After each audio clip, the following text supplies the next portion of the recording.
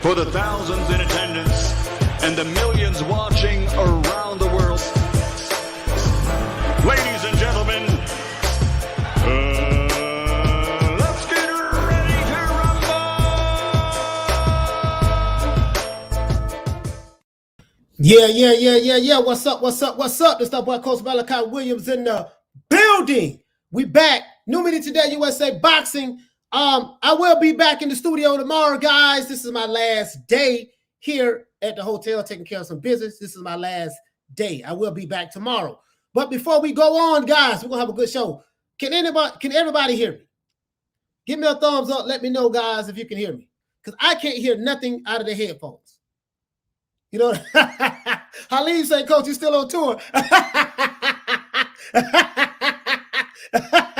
Hey, Halim, you got jokes, huh? Hey. Hey,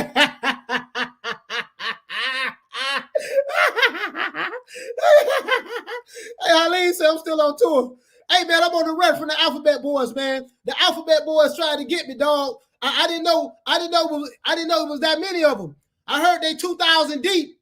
Now I got a big crew, but I don't have 2,000. I hear the Alphabet Boys 2,000 deep, and I'm on the run from them right now.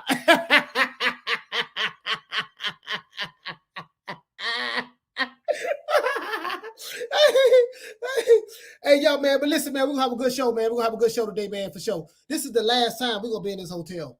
Last time I'm in this hotel. I'll be back tomorrow. The lighting in here kind of, you know, bad, whatever, but it don't matter. Hey, man, check this out, bro.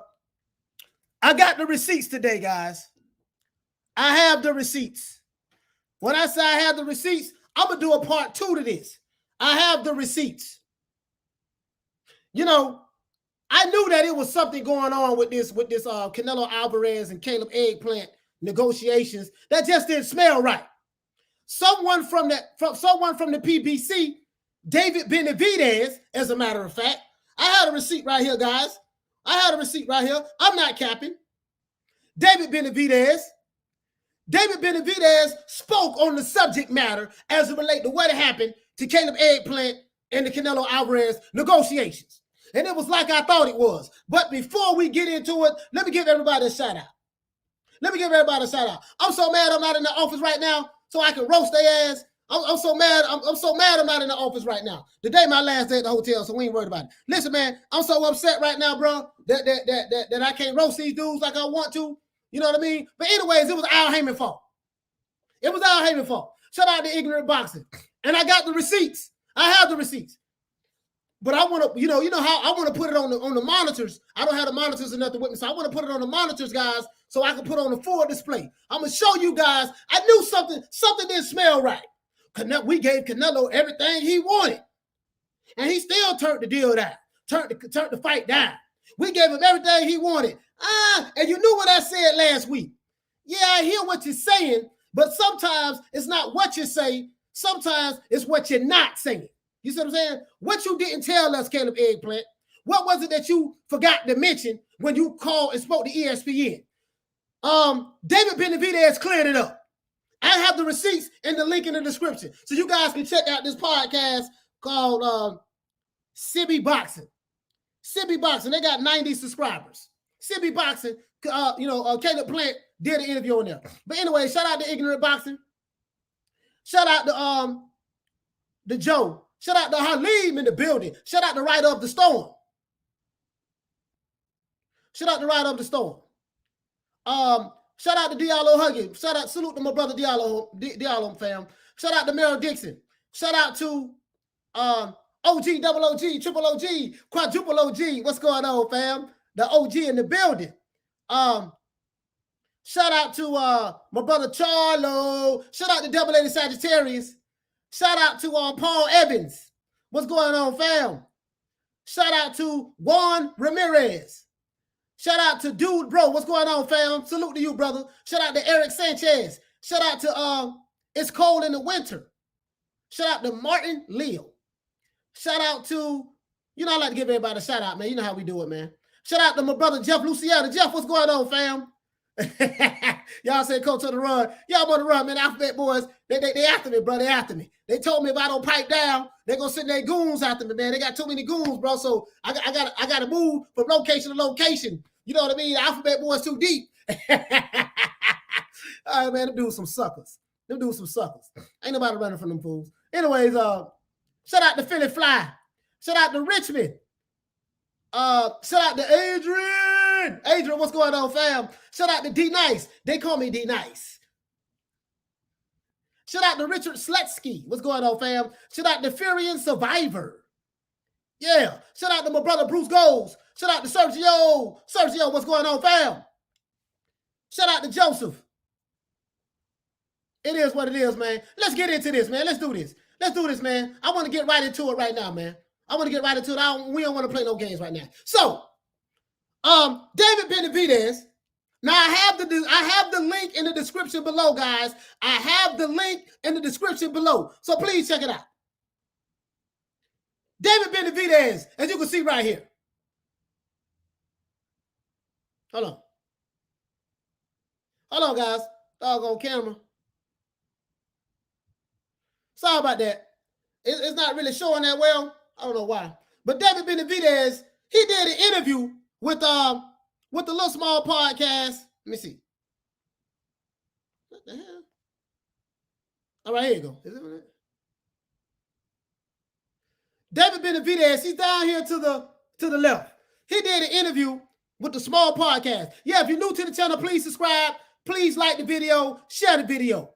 David Benavidez did an interview with a podcast called SibbieBoxing. Sibbie. You guys can go check it out. I have the link in the description. So please look at the link in the description below. I'm going to do a whole goddamn presentation on this when I get back. We're going to talk about Tank Davis, but we're going to talk about Leonard Ellerbe too, because Leonard is tripping on Twitter. He's tripping hard, but let me get into this. So David Benavidez, he did this interview 3 days ago. 3 days ago, I ran across it. David Benavidez did an interview 3 days ago with the shout out to Sibbie Boxing, SibbieBoxing Boxing Podcast, right? They just started out. They got like 90 subscribers. David Benavidez broke down what happened. Now I'm gonna try to play it so you guys can hear it, but if you can't hear it, don't worry about it. I got your back. Because David Benavidez, his audio is terrible. It sounds terrible, right? But they asked him about the Canelo Alvarez fight. About the Canelo Alvarez and Caleb Eggplant fight. They asked him what went down. Now, Caleb Eggplant did go on Twitter. Not Twitter, but he went on ESPN and he said that, yeah, man, we gave Canelo everything he wanted. A, B, C, D, E, F, G. Right. What he didn't say, that the deal was a 3-fight deal. See, this is what the Alphabet Boy channels are not reporting. The fight was for the deal was for 3 fights. He was going to get $40 million for Canelo to fight Caleb Eggplant. But Al Haymon was trying to lock Canelo in for 2 more fights. Guess who the second fight was, guys? Guess who the second fight was going to be? David Benavidez. David Benavidez was on the contract. David Benavidez was on the Caleb Eggplant contract that Al Haymon sent over for Canelo to sign. This is what they're not telling you. And the third fighter, they didn't say who the third fighter was. Basically, Al Haymon did not want to work out a fight with Canelo for just 1 fight. It was a multi-fight deal. Here it goes. They give Canelo problems. If you watch his fights, Lara gave him problems. Floyd Mayweather gave him problems. So if he has to come to you, he doesn't like that shit at all. And he avoids fights. Go listen. As a matter of fact, it starts at the 28. It starts at the 28-minute mark. I'm gonna drop the link in the description so you guys can hear it, guys. Let me drop the link in the description because you know me, man. I don't like just talking. I like to come with the receipts. And I found these receipts myself. No one sent them to me. None of that. You know what I mean? No one sent it to me at all. I found these receipts my damn self. I found it myself, guys. I'm going to drop the link. As a matter of fact, I had a link right here. Hold on, guys. Sorry about that. Let me go ahead and give y'all. I'm going to drop it down here right here. Start at the 28-minute mark of the interview. Start at the 28-minute mark of the interview, guys. We're gonna get these guys some shine. You know, I don't know who these dudes are, but David Benavidez did an interview with him 3 days ago. Here we go right here, guys. Here we go right here. Here we go right here. I just dropped the link right there, guys. I just dropped the link right there for you.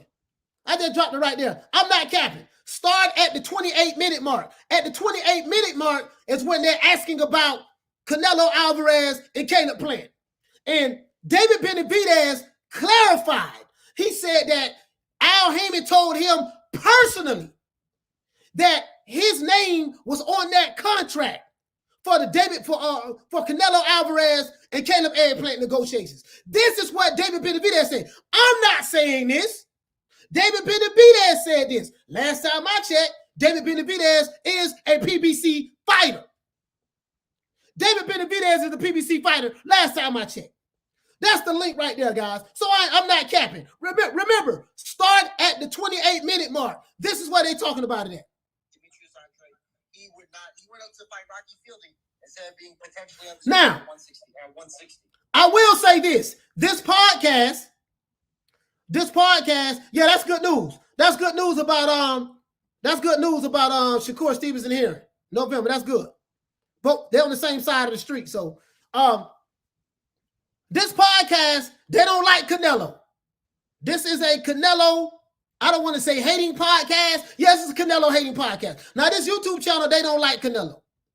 So I will say that. They don't like Canelo, and that's fine. They don't like Canelo, that's cool. But what the Alphabet Boy channels did not tell us or tell you guys, and what Caleb Eggplant didn't tell you, you know, he was being disingenuous, trying to make it seem like Canelo was ducking. Well, if you gave the man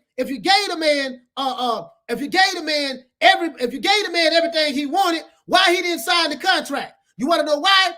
Because it was 2 other fights included in that. It was for a 3-fight deal, basically. This is what I didn't say this. David Benavidez said this. And so he won't fight anyone. Caleb Plant, if he had a gas tank, he would be a problem for Canelo. But I don't think he has. So this guy's saying that if Caleb Plant had a gas tank and if he had some pop behind his punches, that he would be a problem for Canelo Alvarez, meaning he would beat Canelo Alvarez. David Benavidez basically saying in this interview, that, hey, man, you know, he see Caleb Plant, if that fight was to materialize, he see Caleb Plant having some success in the first 2 rounds. After that, Canelo Alvarez will figure him out, break him down, especially if he goes to the body, and then he'll get him out of there. He said Caleb Plant might go 6 rounds. This is what David Benavidez has said in the fight. But he broke down the details of the contract. This is what I'm talking about, guys. And he doesn't have the gas tank unless he fixes that gas tank issue. The other people who are going to have a problem, high volume punching, good chin, power. You got that. Charlo has that, and that's why you don't want to fight those guys. So this dude is saying this clown right here, the dude with the glasses on, this clown over here is saying that Canelo don't want to fight Charlo because Charlo is a threat. Charlo can hit hard, and he has a high gas tank. And then he say that Canelo don't want to fight David Benavidez because, you know, David Benavidez is a threat and he'll beat him and yada, yada, yada, yada, yada. Okay, that's fine. This is what this guy's saying. The white dude over here in the corner. The white dude over here is saying this, right? Okay, that's fine. If that's what he want to say, cool. I ain't got no problem with that. That's what he want to say. But David Benavidez addresses this. And what was really crazy about the negotiations falling through that, because I'm with BBC, Al Haymon gave him a 3-fight deal. In the first, this is what he said. He says the crazy part about the negotiations, the crazy part about the negotiations for the Caleb Eggplant deal, he said Al Haymon gave Canelo a 3-fight deal. I didn't say this. David Benavidez said this. Let me see, can I rewind? You guys really can't hear it. This is why you really can't hear it, guys. This is why I say please click the link in the description below, right?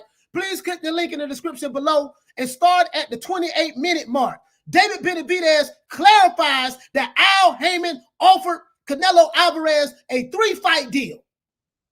So all of this cap, oh yeah, man, you know, Canelo turned down the most money of his career. But check this out. Canelo made $35 million for a fight.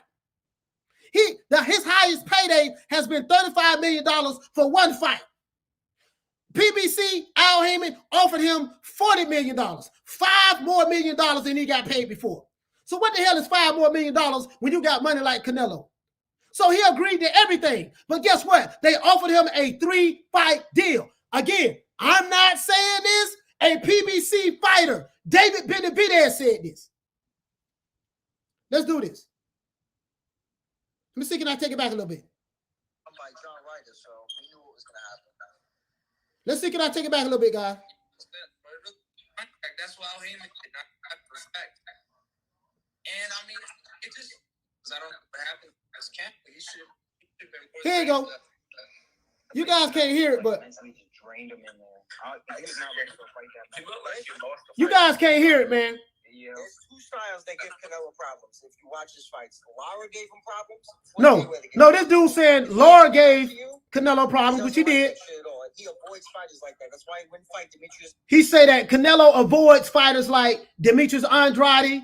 He'll avoid fighters like Jamal Charlo because those fighters would give him problems, and he's afraid of those fighters. That's what the white boy saying. But don't worry about that. The white dude. He would not. He went up to fight Rocky Fielding instead of being potentially undisputed at 160. And so he won't fight anyone. Caleb Plant, if he had a gas tank, he would be a problem for Canelo. But I don't think he has the power to keep. Now this is the interview. And he doesn't have the gas tank unless he fixes that gas tank issue. The other people who get a problem, high volume punching, good chin, power. You got that. Charlo has that, and that's why you don't want to fight those guys.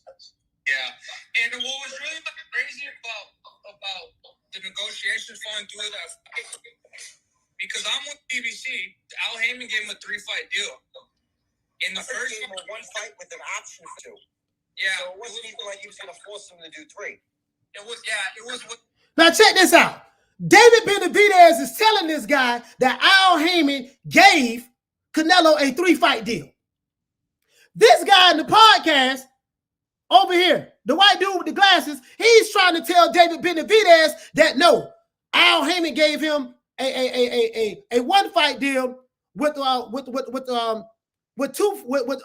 fights as an option. Well, meaning that Canelo can fight Caleb Plant, but he has an option of fighting 2 more fights under the PBC. Now, this dude is not a PBC fighter.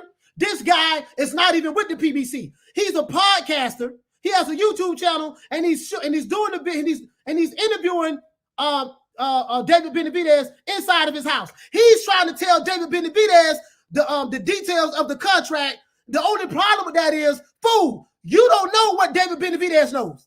You're not even a part of the PBC. So how in the hell are you going to ask David Benavidez a question and then try to tell David Benavidez what the negotiations were all about when David Benavidez is a PBC fighter and he's telling you exactly what's going on? He's telling this fool what he doesn't even know, but yet he's trying to tell David Benavidez, no, you don't know what you're talking about, this what it is. So David Benavidez clarified it. Caleb Plant, and then the second one was me. They put me in contact. That's why Al Haymon did not have respect. And I mean, it just, the deal was lucrative. I don't know. So, why Canelo. Listen, David Benavidez has terrible audio. You guys are going to have to listen to it. Start at the 28-minute mark. David Benavidez says, listen, he said that he gave Caleb Plant, Al Haymon offered Canelo Alvarez $40 million. Everything Caleb Plant said was right. Everything Caleb Plant said was right. Yada, yada, yada, yada, yada. He said, but it was a 3-fight deal. This is what David Benavidez said. David Benavidez says, you know how I know? He said, Al Haymon told him that you are a part of this contract. You are going to be a part of this deal. And he says, I appreciate Al Haymon for doing that. This is what David Benavidez says in this interview. This is what he says in an interview, guys. Start at the 28-minute mark. So Caleb Eggplant This is what you didn't tell ESPN, sir. Canelo Alvarez does not want a 3-fight deal. These guys are running around like a chicken with their head cut off, trying to make it seem like Canelo ducking a $40 million fight. What you're not telling people is that it was for a 3-fight deal. Do you get what I'm saying? This is the receipt right here. This is the damn receipt. Now, I didn't say it. David Benavidez said it. And last time I checked, David Benavidez is the PBC fighter. The man said my name was on the contract that Al Haymon offered Canelo Alvarez. He said it's for a 3-fight deal. Now he didn't say who the third fighter was. I'm not gonna lie, guys. He did not say who the third fighter was. He didn't say that. But he did say that he was the second fighter. He was the second fighter. Facts. As Blue would say, facts. And I got the damn receipt right here. I found the video. I found it last night when I was doing my research. Because I was going to talk about old garage nose ass Leonard Ellerbe, and we still going to talk about garage nose. We're not going to let Leonard get off the hook for talking all this crazy stuff. But guess what, though? David Benavidez, a PBC fighter, clarified in this interview that he did 3 days ago. He's clarified that Al Haymon offered Canelo Alvarez a 3-fight deal. He was going to get paid $40 million guaranteed for Caleb Eggplant. That's facts. He was going to get paid $40 million guaranteed, but he had 2 more fighters that was a part of the contract as well. That's what they're not telling you. This is what they're not telling you. This is what they're not telling you. Do you see what I'm saying? Now, you know Canelo just got out of a situation with Golden Boy. He don't want to deal with no long-term contracts. He doesn't want to deal with no multi-fight deals with the PBC. So if he doesn't want to deal with a multi-fight deal, why would he sign the contract? You only paying him $5 million more than what he ever got paid any goddamn ways. But from a business standpoint, I can't blame Al Haymon. Al Haymon is trying to save a sinking ship. The PBC is sinking. They are depending heavy on the Errol Spence Manny Pacquiao pay-per-view and the Deontay Wilder Tyson Fury pay-per-view. These 2 pay-per-views have to do big numbers. These 2 pay-per-views have to do big numbers. Tyson Fury and Wilder has to do $1 million plus. Tyson Fury and Wilder has to do $1 million plus in order for the networks to even break even. Errol Spence and Manny Pacquiao, I don't know exactly what numbers they're going to have to do in order to break even. But they're going to have to do some big pay-per-view numbers. They needed this Canelo fight. Fact of the matter is this here. Caleb Eggplant, sir, you told half-truths. You lied, sir. You didn't tell the whole truth when you called ESPN. You didn't let the cat out of the bag that Al Haymon offered Canelo Alvarez a multi-fight deal as a part of the contract negotiations. So when they said that the contract was going back and forth with Canelo probably was probably trying to say, hey, listen, man, hey, look here, puto, I don't want to fight these other guys. I just want a 1-fight deal. I want Caleb Eggplant. The only reason I want him is because he got the belt. So check this out, Bato. He got the belt. I only want to fight him for the belt. Don't be adding David Benavidez on the contract, and don't add another fighter on the contract. This ain't got nothing to do with these other 2 guys because they ain't bringing nothing to the goddamn table. I want to be undisputed. I just want to fight Caleb Eggplant. This is what they're not telling you guys. This is what they're not telling you guys. Dude say, he said, we still talking about this? Yeah, we still talking about it. We're going to move on, though. We still talking about it. Yeah, we still talking about it, fam. You know, so it is what it is. Still talking about it. Because the truth has came to light. What they're not telling you is that Uncle Al Haymon offered Canelo a 3-fight deal. It wasn't for 1 fight. It was for 3 fights. I dropped the link in the description. Now, it's a smart business move by Al Haymon. The only problem is the bag has left the building. So for Caleb Eggplant, sir, you back to the trailer parks. You back to the trailer parks. Unfortunately for you, Al Haymon was looking out for the PBC more so than he was looking out for his fighter, Caleb Plant. If he would have put his fighter interest ahead of the PBC interest, then guess what? We'll probably be talking about this fight going down. So who knows? Who knows? But this is what it is. Double wide trailer, living Caleb Plant. You gotta go back to Tennessee, sir, and live in that double wide trailer.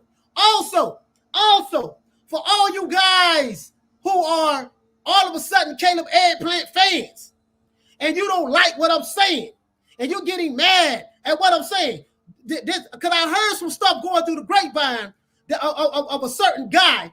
I ain't gonna say no names, but if you want to address me about me talking about Caleb Plant, sir, I want all the smoke with that. I want all of the smoke with that. So you can reach out to me at any time. You can call Tyrone. If you got your panties in a bunch, that's your goddamn problem. I don't give a damn about no Caleb Plant. I don't. So if you don't like what I'm saying, you can do one of three things. One, you can kick rocks, unsubscribe from the channel, don't watch my content no more. You see what I'm saying? Or you can address me and say, hey, man, I don't like what you're saying about Caleb Plant.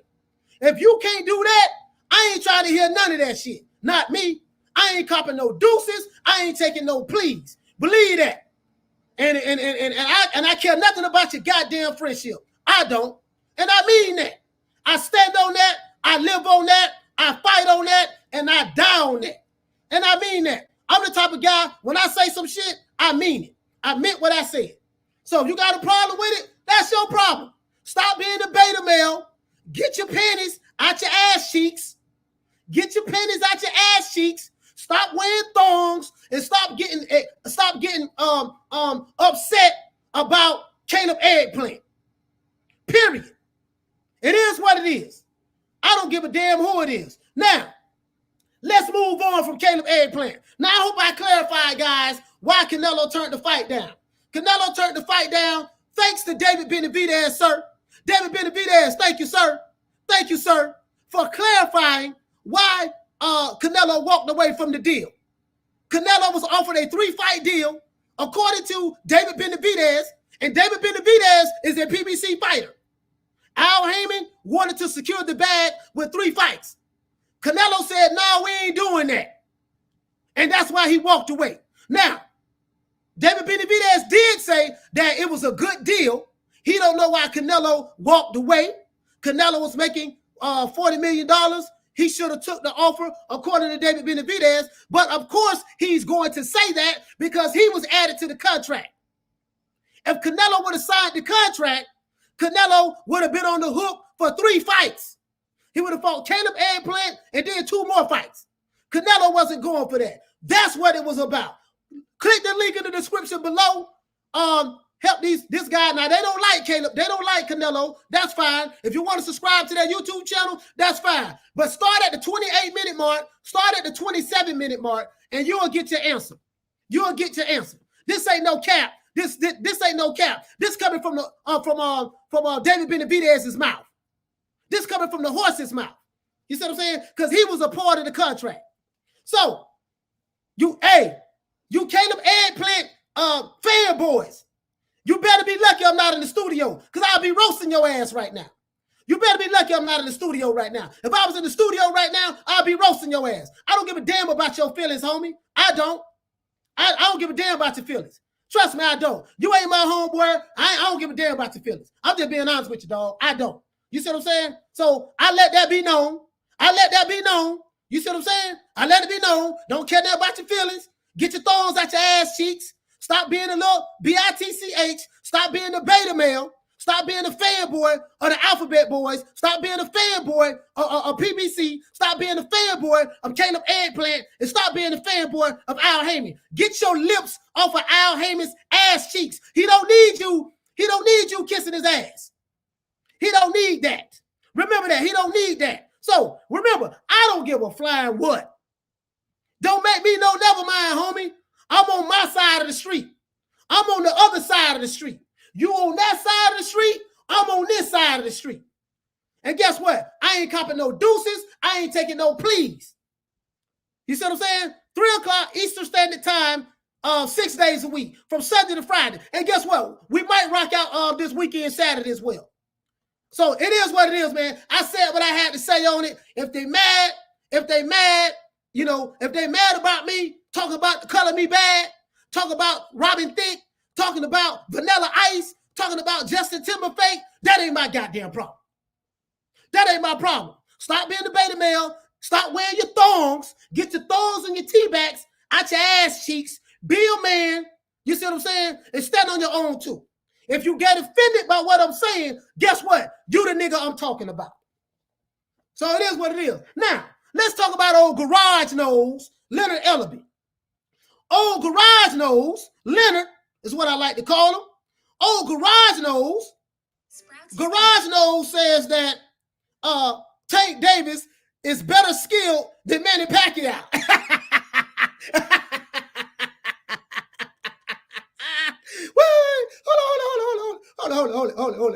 Hold it. Now I like Tank Davis. Tank is one of my favorite fighters. But guess what? Leonard Ellerbe, you need to leave the coke alone. You've been snorting too much cocaine, sir. Old garage nose Leonard Ellerbe. You have been snorting too much coke, sir. Leave the drugs alone, sir. When I was growing up in the 80s, when Ronald Reagan was the president, Nancy Reagan was the first lady at the time. They had a campaign called Say No to Drugs. They had a campaign called Say No to Drugs, right? And they used to show the frying pan. They used to show the frying pan, right? And they say, this is drugs. And they used to crack an egg and drop the egg in the frying pan, and then the egg starts sizzling. And then they say, this is your brain, no drugs. Leonard Ellerbe, you are snorting too much cocaine, sir. This is what I'm saying. Coach Malachi Williams, New Media Today USA, Boxing is saying this. If you're new to the channel, please subscribe to the YouTube channel and please like the video. This is not for beta male. This is not the beta male channel. If you are an I'll be sure looking ass nigga, if you are a Christopher Williams looking ass nigga, if you are a Chico DeBarge looking ass nigga, if you are a El DeBarge looking ass nigga, this is not the channel for you. If you are a Ralph Tresvant, I need a man with sensitivity ass nigga. If you one of them, oh, I'm gonna do the Harlem Shake ass nigga, this ain't the channel for you, man. This is for alpha males and alpha females only. If you are a alpha male, this is for you. If you are a okay, cool, good looking out, my main man, Major Key Boxing in the building. Hold on, man. Let me give everybody a shout out. Shout out to Dragon Leg. What up? Shout out to my main man. Major Key Boxing. Please subscribe to Major Key YouTube channel. Shout out to my sister, Lady Shan. Please subscribe to Lady Shan YouTube channel. Shout out to Johnny Blaze. Shout out to everybody in the chat, man. So I'm cooking right now. Shout out to everybody in the chat. James, salute, fam. Shout out to everybody in the chat, man. Shout out to everybody in the chat. Anyways, old garage nose ass Leonard Ellerbe. Sir, you are tripping. Sir. Now, Tank gon' Tank. First you say Tank ain't 147 pounder.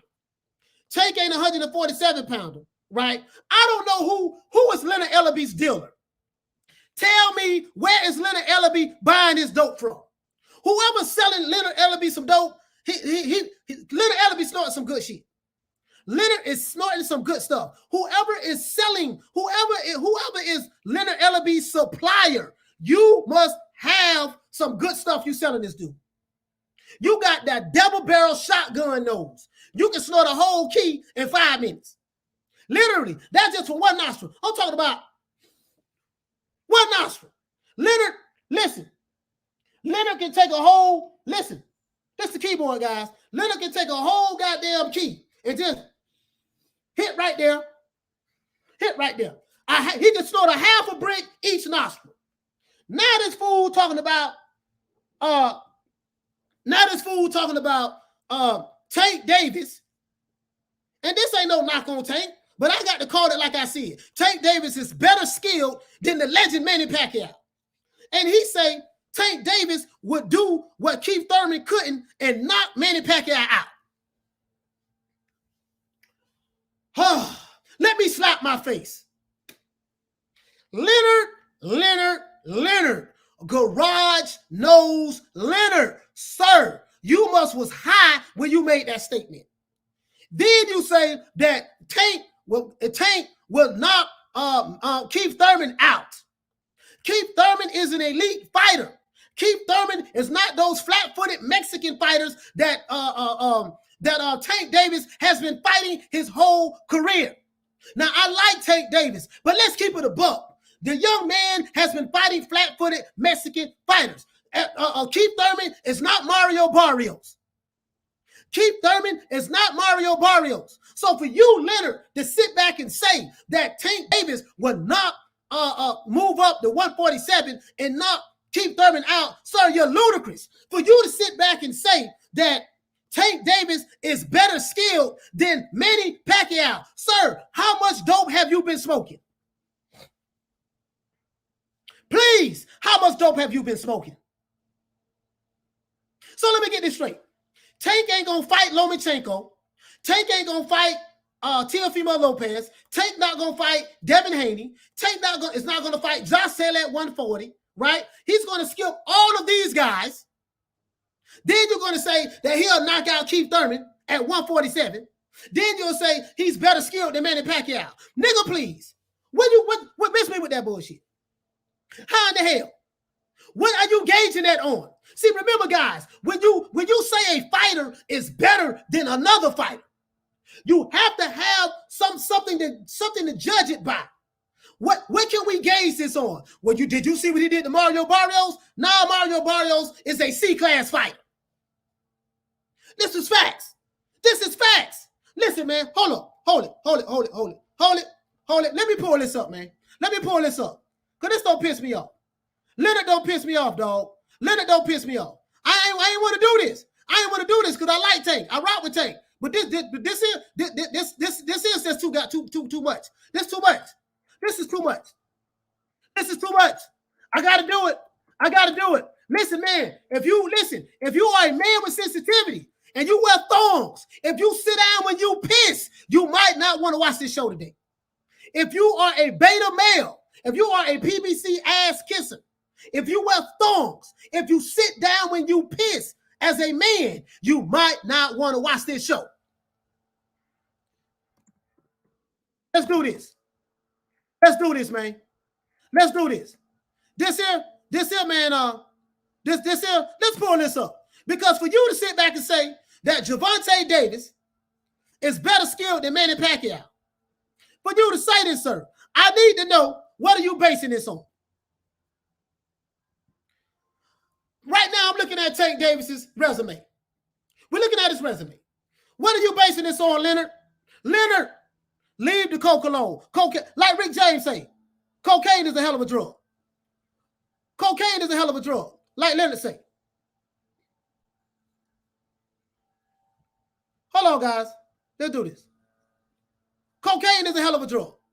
Let's do this. Now, is it a knock on Tank Davis? No, it's not. No, it's not. I'm not knocking Tank Davis. I'm not knocking Tank Davis. We are addressing garage nose Leonard Ellerbe. We are addressing double barrel shotgun nose Leonard Ellerbe. This is what we're addressing, y'all. This is what we're addressing. We are addressing garage nose double barrel shotgun Leonard Ellerbe. This man been snorting cocaine since Pablo Escobar was alive. That's how far he go back. Let's pull this shit up. Because you know me. When you tell me that your fighter is more skilled than the legend Manny Pacquiao, and he'll knock Keith Thurman out, what are you basing that on? Leonard Ellerbe, what are you basing that on? This is what I want to know. Hold on. This is what I want to know. What are you basing that on? Let's look at his professional boxing record. As you can see right here, I pulled up Tank resume right here, right? So you say that Leonard Ellerbe, garage nose. I'm talking to you, sir. I got you in my scope, Leonard. I got you in my scope right now, and I am not bullshitting. Check this out. For all you beta males, New Media Today USA boxing is not for men who wear thongs. This channel is not for sensitive ass beta males. This channel is not for fanboys. This channel is not for dudes who get all mad and have their panties in the bunch because I criticize your fighter. This channel is not for you.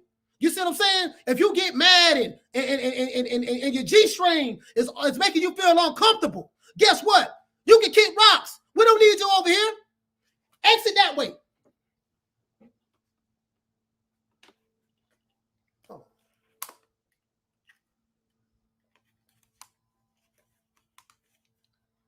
Hold on, guys. Let me make sure.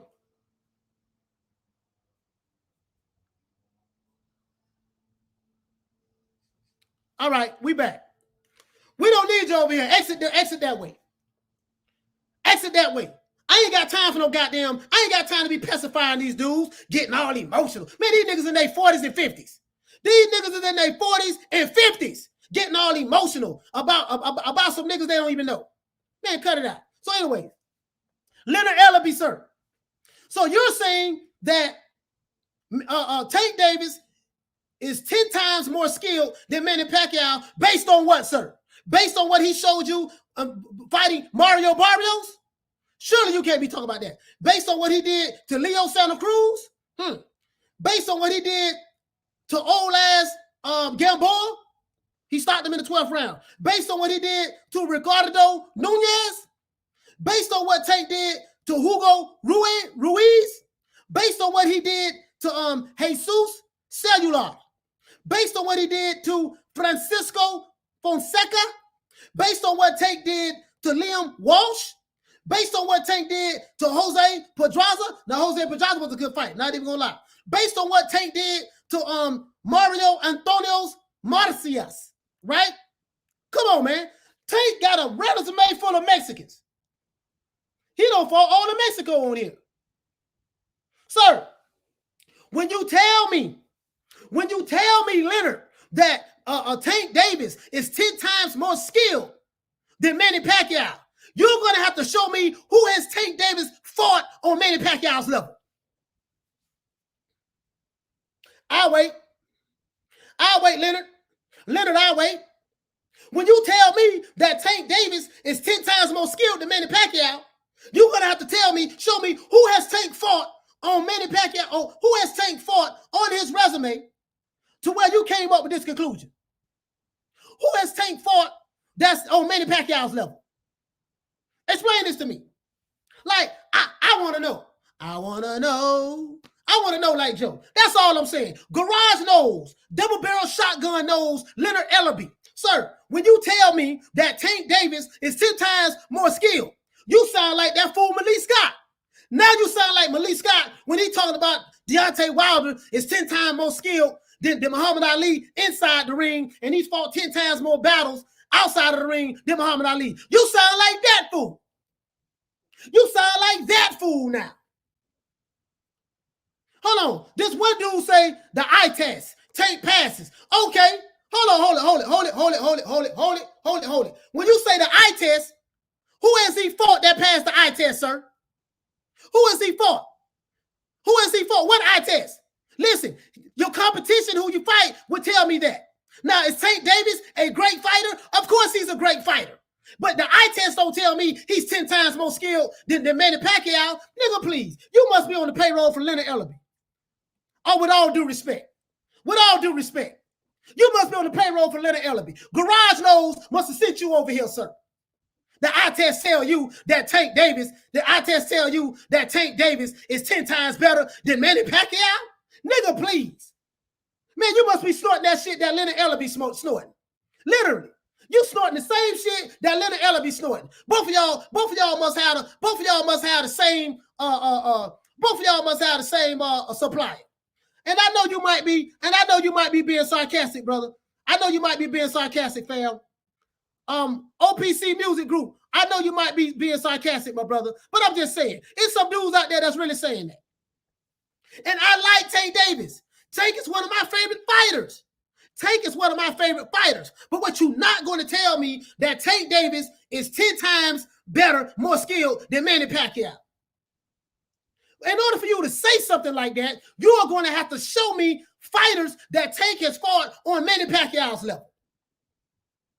Now, if I see him get in the ring with Josh Taylor, and he beat Josh Taylor, if I see Tank get in the ring with Teofimo Lopez and he beats Teofimo Lopez, if I see Tank get in the ring with even a Devin Haney, even if he wins or loses, right? If I see him get in the ring with Lomachenko and he beat those guys, or even hang in there with those guys, because Manny Pacquiao got losses, he's been knocked out before. I will give you that. If I see Tank in there with those guys, then I can say, you know what, Leonard, I know you snorting some good shit, but guess what? You might have a point, Leonard, on that, because we seen Tank in there with some killers. Tank has fought all of Mexico. Hold on. Let's see how many flat-footed Mexican fighters Tank Davis has fought. Again, this ain't no shade. This ain't no shade on Tank Davis. This ain't no shade on Tank Davis. I like Tank Davis. I like Tank Davis. So for all you Tank Davis fanboys out there, I like Tank Davis, dog. He's one of my favorite fighters. But what I'm not going to do, I'm not going to cap for him. Leonard was snorting that good cocaine when he made that statement. Shout out to my man Timo Mansell for dropping that quarter of a dub on your boy. He say it's the nose test. He say it's the nose test, coach. That he knows boxing. Yes, he do. Old garage knows. And listen, hold on, lady said what you say. They didn't state Pac-Man thing to me on the boxing boys. Going too far with that, man. Hold on, man. Lady said they on some other shit. They take capping to a whole nother level. They take capping to a whole nother level. You see what I'm saying? They take capping to a whole nother level. Literally. So let's look at this, guys. Let's look at this. Take his fault, Mario Barrios. He's from the United States. No, Mario Barrios. I think Mario Barrios, he's Latino, right? He's from Mexican descent, right? He's a Mexican fighter. Leo Santa Cruz, Mexican fighter number 2. Gamboa. Gamboa is from Puerto Rico. No, I think Gamboa is Dominican. I think he's Dominican. Ricardo Nunez, Mexican. No, Nunez. Yeah, I think Nunez is Mexican. Hugo Ruiz, Mexican. Jesus Celular, Mexican. Francisco Fonseca. I don't know where he's from. Jose Pedraza. That was a pretty good fight. That was a good fight. I'm not gonna lie. Mario Antonios, Mexican. Mexican. Mexican. Mexican. Mexican. Mexican. This man has a resume full of flat-footed Mexican fighters. Literally. I'm not banging on Tank. I'm telling you who he fought. So, Leonard Ellerbe, sir, this message is for you.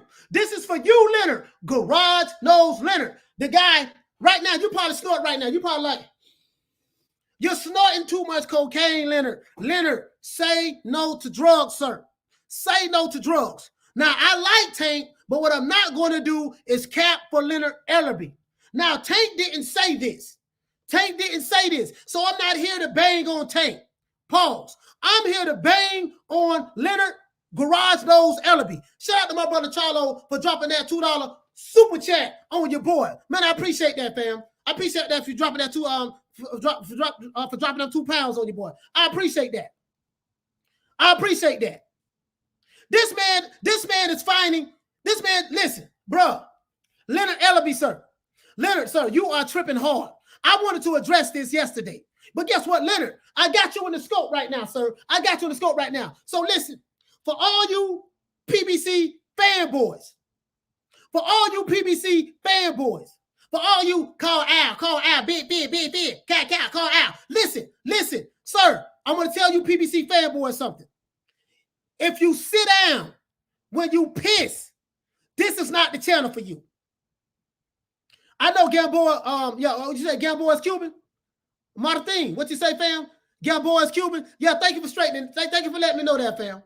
Thank you for letting me know that. Jorge, you say Gamboa is Cuban. Yeah, thank you for letting me know that, fam. But you get the point. You get the point. My point is this here. If you are a PBC fanboy,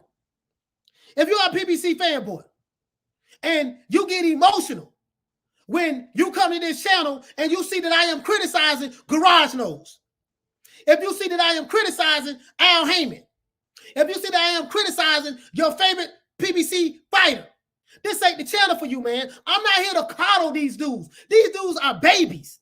These dudes, I didn't know that we had so many beta males in the sport of boxing. These PBC fanboys are something else, dog. They something else. Al Haymon don't give a damn about you. Now some of these PBC fanboys are mad at me because I'm talking about Caleb Eggplant. I'm talking about Caleb Eggplant, and they get mad about that. First, you niggas want to be pro-black, you hate white people. Next, when someone talks about Caleb Eggplant, now you don't want to be pro-black no more.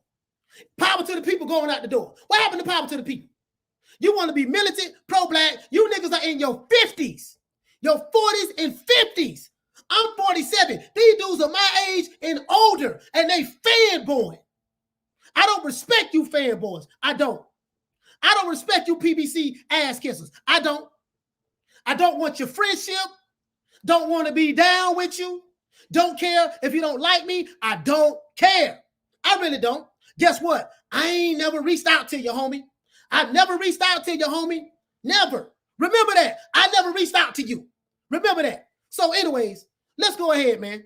Shout out to Thomas Jones for dropping that $2 super chat on your boy. I really appreciate that, man. He said, keep preaching, coach. Yeah, I got to keep my foot on their neck. I got to keep my foot on their neck, homie. I have to. Because I want to run these fanboys away in the goddamn way. We got to run them away. We got to keep our foot on their neck. You see what I'm saying? Shout out to Justin G for dropping that $quarter of a dub on your boy. He said, why does Dante Cheeseburger Nation and Blue Balls hate Canelo so damn much? I have no idea. I have no idea, sir. I have no idea. I have no idea why they hate Canelo so much. And if you hate Canelo, that's cool, that's fine. But at least be honest. At least say, I just hate the dude. Just say I hate the dude. You see what I'm saying? But these fanboys are so damn emotional. These fanboys are so damn emotional. They're watching right now. They're not in the chat, but they're watching right now. So if you are the one if you get offended by what I'm saying, you are the one that I'm talking about. I promise you, I'm not going to apologize to you. I ain't going to be reaching out to you, trying to give you no sugar. I'm not going to be trying to coddle you. I'm not going to be saying, yeah, dog, I'm sorry, dog. I ain't mean what I said. Maybe I was kind of harsh. Man, nigga, damn all that. We ain't copping no deuces, and we ain't taking no pleas over here. Not over here. Not over here. We ain't doing that over here. Not on this channel. Not on New Media Today USA Boxing. And if you don't know, you better ask somebody.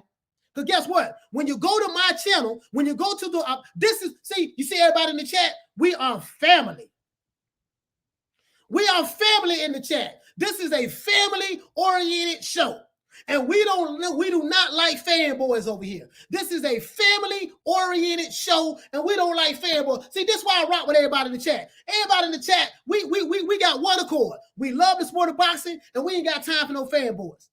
We don't rock with no fanboys. You see what I'm saying? I don't give a damn. Listen, these dudes make me sick, dog. I promise you they make me sick. Shout out to my big brother, Tony Boswell, for dropping that half a dub on your boy. He said, much respect, New Media Today USA Boxing in the chat. Tank could become great if only Floyd had faith in him. Tank could be much more if he had a chance, in my opinion. I feel the same way. Tank Davis is a phenomenal fighter. Tank Davis should not be fighting C-class fighters. He should not be fighting C-class fighters. Absolutely, I totally agree with that. Man, Tank Davis is an elite fighter. We don't want to see him fight no more flat-footed Mexicans. None of that. We want to see him fight Teofimos, the Lomachenkos, the David Haney's, the Josh Taylors, because I believe Tank is on that level. I believe Tank is on that level. I believe that. And I know he's on that level. Shout out to Y2K for dropping that $quarter of a dub on your boy. He said, what did Ellerbe say now? Garage Nose said that, listen, I can't make this up, dog.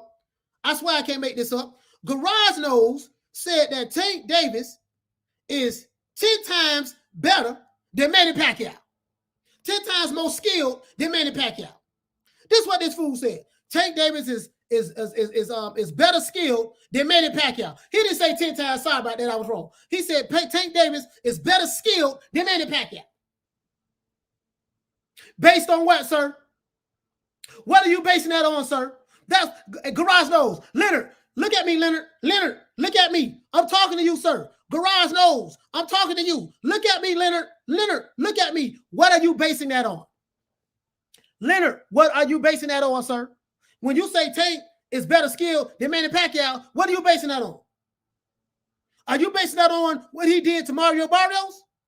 Are you basing that on to what he did to Leo Santa Cruz? What are you basing that on? For you to even say that, Leonard, you are going to have to show me which fighter on Tank Davis's resume. And Tank Davis is one of my favorite fighters, guys. No shade, no shade. But you're going to have to show me which fighter on Tank Davis's resume that you can say, you know what, man, you might have a point. Truth be told, Tank Davis is fighting C-class fighters. Truth be told. Yeah, I said it. I said it now. Tank Davis has been fighting C-class fighters. And I'm just being honest. And he's too good. He's too good to be fighting C-class fighters. In my opinion. Mayweather Promotions hate on Canelo and Manny every chance they get. Exactly. Leonard Ellerbe, garage nose. Garage nose. Bon Scott, what you say, fam? A nose can't be 12 inches long because it would be a foot. Man, listen, man. That man got a double wide trailer. That man got a double wide trailer nose. Literally. As a matter of fact, I think Caleb Eggplant is sleeping inside of that double wide trailer nose that Leonard Ellerbe has on his face.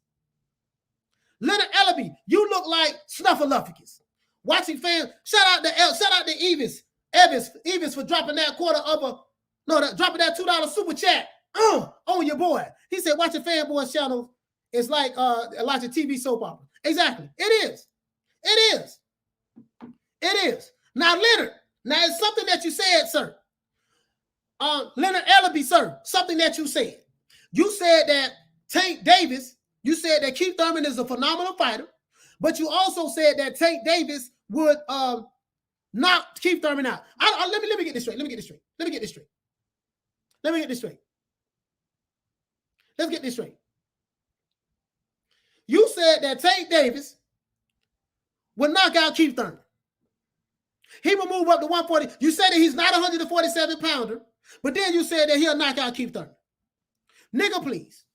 Based on what, sir? Where he gonna knock Keith Thurman out at? Keith Thurman ain't no scrub. Keith Thurman is a top-notch fighter. Guess who Keith Thurman went 12 rounds with? Manny Pacquiao. Guess who Keith Thurman lost to? Manny Pacquiao. Keith Thurman fought Sean Porter. Keith Thurman fought Manny Pacquiao. He fought Danny Garcia, but everybody whooping Danny Garcia ass in the welterweight division. We know that. Danny ain't whooping nobody in the welterweight division. But I'm just saying though, Keith Thurman is an elite fighter. Keith Thurman is an elite fighter. So for you to say that you believe Tank a knockout Keith Thurman, you know what? I don't know who your supplier is, Leonard. Leonard, I do not know who your supplier is, sir. But you can't be talking about Manny Pacquiao at 147. You can't be talking about Keith Thurman at 147 while ignoring Teofimo Lopez, while ignoring Devin Haney, while ignoring Vasily Lomachenko, and while ignoring Josh Taylor. You can't ignore all of these guys. These guys I named are great fighters. Tank Davis is a great fighter. You can't ignore all of the great fighters and then say that, well, Tank will knock these two dudes up at 147. Nigga, please. So you're going to ignore all these fighters at 35 and at 40. Hell, you got what's my main man name? What's my main man name? What's my main man name who died? Regis Prograde. You're going to ignore Regis Prograde. Man, Leonard, man, leave the coke alone. Cocaine is a hell of a drug.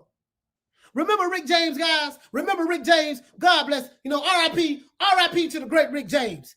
The great Rick James. Remember Rick James? He said cocaine is a hell of a drug. Cocaine is a hell of a drug, Leonard. You need to say no to drugs, sir. Because you snorting. You snorting big. Boy, you snorting big, bro. Listen, you called out Manny Pacquiao. And come on, man. Man, cut it out, dog. Listen, cut it out. This ain't no shade. This ain't no shade on Tank. This ain't about Tank. This is about Garage Nose Leonard Ellerbe. This is about Garage Nose. James, shout out to my brother James for dropping that quarter of a dub on your boy. He said Tank beats all females, Lomos, Haney's, and whomever else at 135 division if he had discipline. He doesn't, and this is why he goes up and down. James, the only way we're going to find that out, my brother, is what? The only way that we will find out, my brother James, if Tank will beat Lomachenko, if Tank would beat Teofimo, if Tank would beat Devin Haney, guess how we going to find that out? Leonard Ellerbe and Floyd Mayweather will have to put him in the ring with him. Leonard Ellerbe will have to put him in the ring. If he won't put him in the ring, it's just talk. Hey, James, you have more faith. Check this out. James, I wish you was Tank Davis's promoter. You have more faith than Tank Davis than Leonard Ellerbe does. Justin G, if they fight. Exactly. If they fight. Exactly. If they fight. That's the only one we gonna know. James has more faith in Tank Davis than Leonard Ellerbe or Floyd Mayweather does. Sergio, shout out to Sergio. He said, Coach Steve Kim, shout out to you on Twitter. Okay. All right. I don't know who Steve Kim is, but I don't know who that is, fam. But listen. That's the only way we going to find out, dog. The only way we going to find out, check this out. They're going to have to get in the ring and fight. I'm a Tank Davis fan, right? I believe that Tank Davis can compete with Lomachenko. I believe that Tank Davis can compete with Teofimo Lopez. He can compete with Devin Haney. Guess what? Now I don't know about that boy Josh Taylor. But I believe that Tank Davis can probably compete with Josh Taylor. I ain't saying he gonna beat him. I ain't saying that now. I ain't saying he gonna beat him, but I'm saying I believe he can compete with him. But the only way we will know that Floyd Mayweather and Leonard Ellerbe are going to have to do what? Put Tank in the ring with any one of those dudes.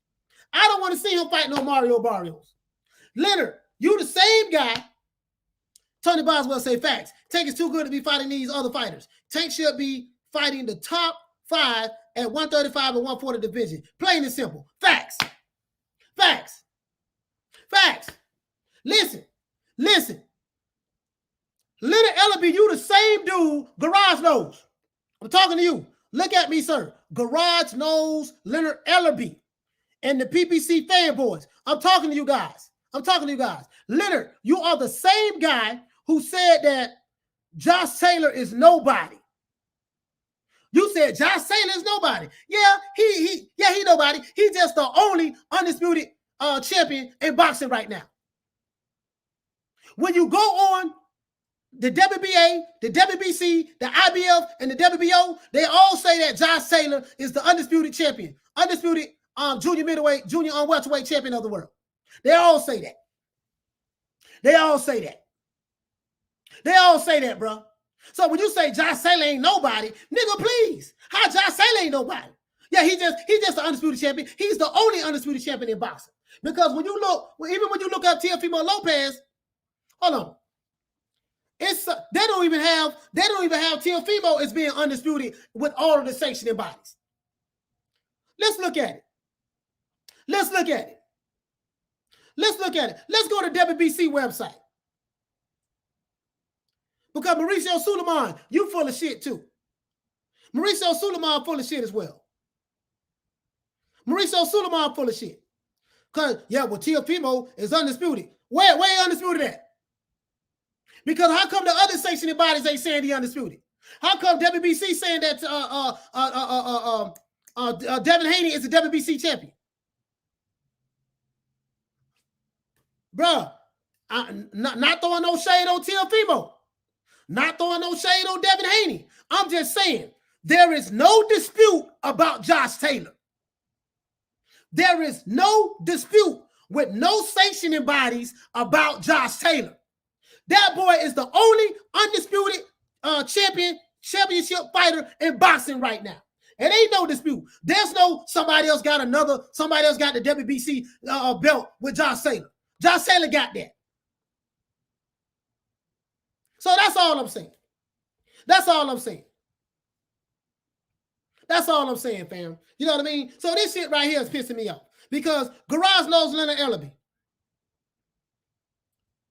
Garage knows Leonard Ellerbe. Garage knows where you at, boy. Garage knows where you at.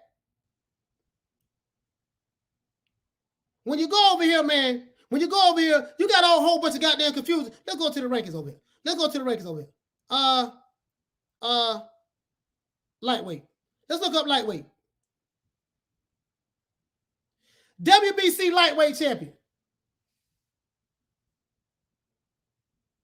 It say Devin Haney.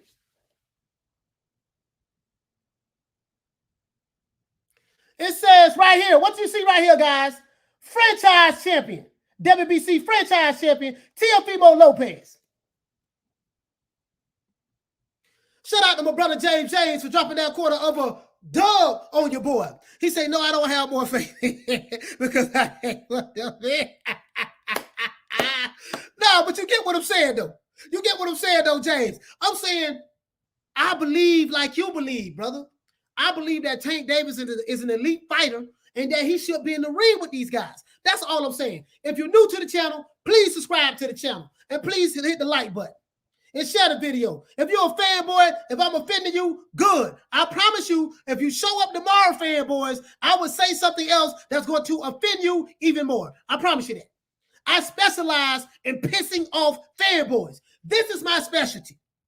My specialty is taking Al B. Shore looking ass niggas. Taking Chico and El DeBarge ass niggas. Taking Ralph Tresvant and Keith Sweat ass niggas.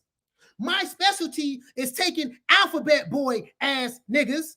My specialty is taking PBC ass kissing ass niggas. My specialty is taking these guys and pissing them off. I wake up every day to piss you fanboys off. That's it. Just gonna piss you off. That's all I want to do. Piss you off. I wake up every day. That's my hope. My mission is to break these PBC ass-kissing fanboys. My mission is to destroy the Alphabet Boy channels and their fanboys. That's my mission. My mission is to take the thong from between your ass cheeks, sir, and stop being so sensitive. But anyways, let's go back to what I was saying. I'm on the WBC website, right? I'm on the WBC website. They don't say nothing on here about, here you go. Oh my God. Here you go, guys. So when I look up Teofimo Lopez, it says that this is Teofimo Lopez Jr. They got Teofimo Lopez Jr. as the WBO, IBF, and WBA champion. They have Teofimo Lopez as the WBO, IBF, and WBA champion. This is what, and this is on, I want you guys to know, this is the WBC website. WBCBoxing.com. It has Devin Haney. It has Devin Haney as the WBC lightweight champion. Devin Haney, WBC lightweight champion. And here it has Teofimo Lopez as the franchise champion. This is the WBC's website. I'm not making this up. I am not capping. This is what's here. Right? And it has Teofimo here as the WBO, IBF, and WBA champion. That's all I'm saying. So the only undisputed champion that we currently have in the sport of boxing is Josh Taylor. Facts. I ain't make this up, dog. It is what it is. As a matter of fact, let's do this one more again. As a matter of fact, let's do this. Let's go to Ratings. Matter of fact, let's do this. Hold on, guys. Male. So we went to lightweight. Let's go to super lightweight.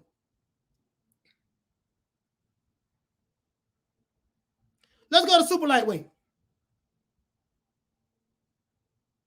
Let's go to super lightweight. When you go to super lightweight, see this guy right here? His name is Josh Taylor. He has all of the goddamn belts. Super lightweight champion in WBC. He has all of the belts. This is the only undisputed champion. The only undisputed champion. He has an IBF, WBO, WBA, and WBC.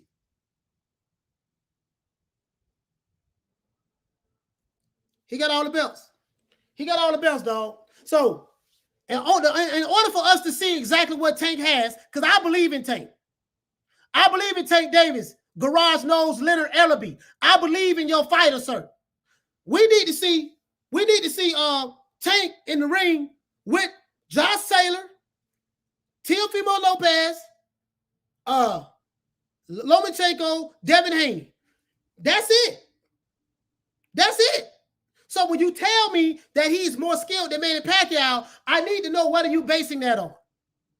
Are you basing it on cocaine? Are you basing it on the good prices that you get your stuff from? Because it's obvious you snorting something. And you know how I know the nigga on something? I'm going to tell you how I know the nigga on something. Because Leonard, he always pushing his glasses up. He always doing it. See, and this how you know Leonard Ellerbe is lying. This how you know Leonard Ellerbe is lying. This how you know Leonard Ellerbe is lying. Check this out. Leonard Ellerbe, when he's telling a lie, he does this. And he pushes his glasses up. When you see him do like this, and his nose flare up. When you see his nose flare up like that, and he do like this, that's when you know the nigga lying. His nose will flare up, his eyes will get wide, and he pushes his glasses up. He know that's some bullshit he talking. Leonard knows this. So again, if you are a PBC fanboy, if you are a beta male, if you get easily offended about what I'm saying on this channel, New Media Today USA Boxing, Coach Malachi Williams, this is not the channel for you, sir. If you are a fan of Garage Nose and you don't like me roasting Garage Nose right now, this is when you know Leonard is lying. You see, now that's some bullshit. Listen, if you see Leonard looking like this, and he puts his glasses up, because he wears his glasses, when he wears glasses on the bridge of his nose. So he wears glasses on the bridge of his nose. We see him. Now you see what it is. See, now, that nigga hot. I'm telling you, he's hot. When you see him like that, the nigga hot.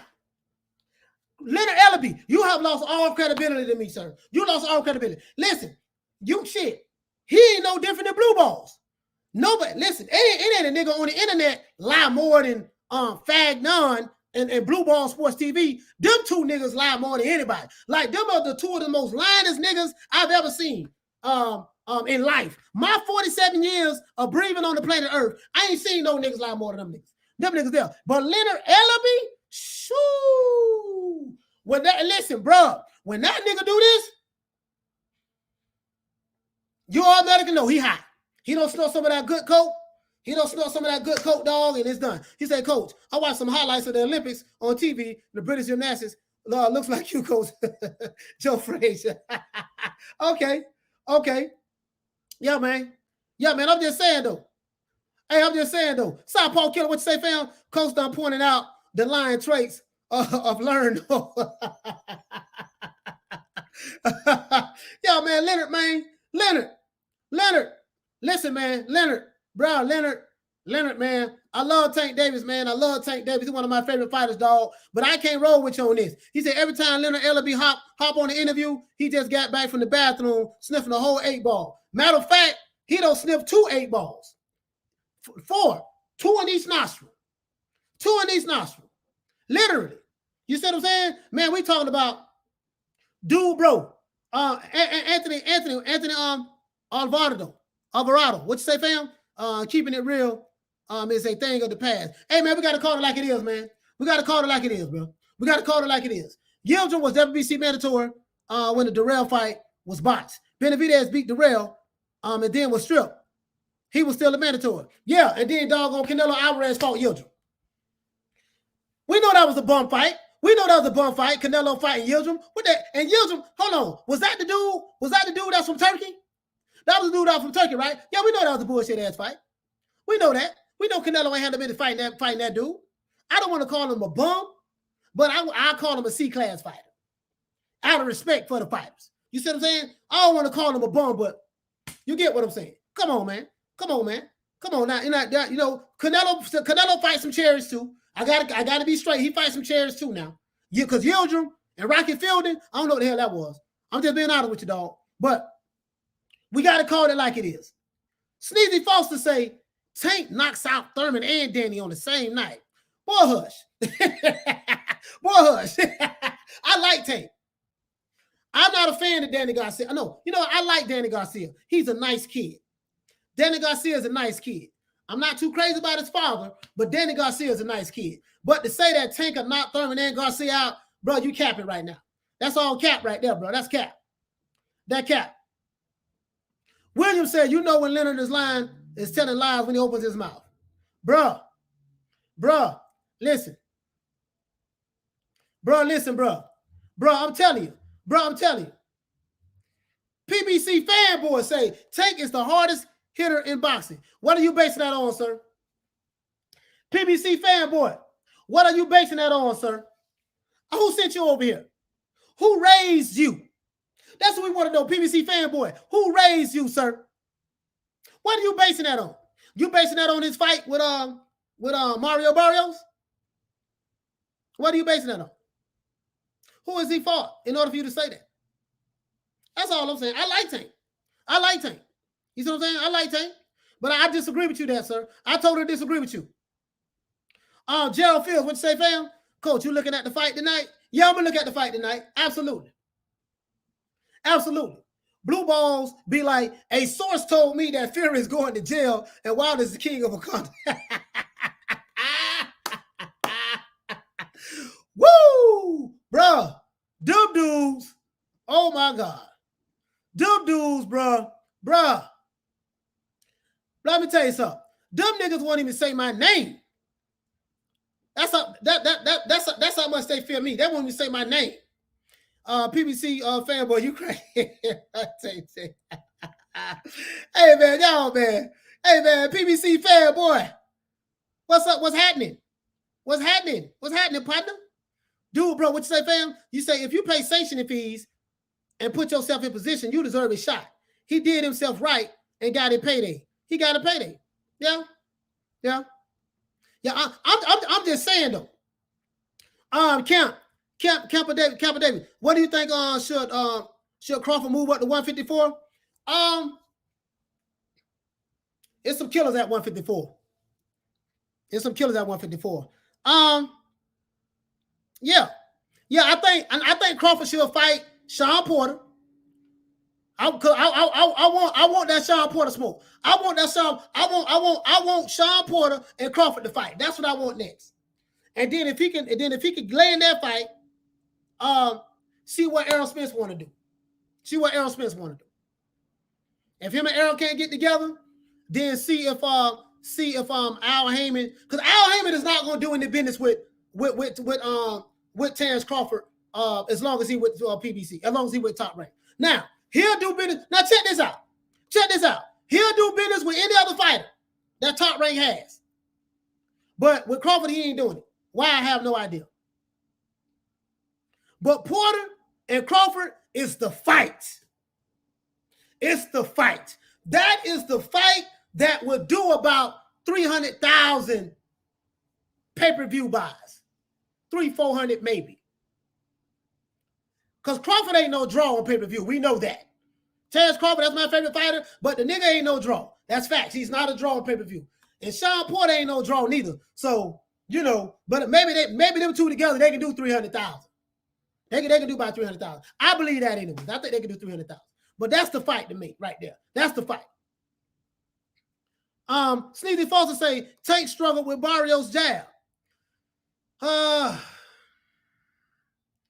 He did. He did. But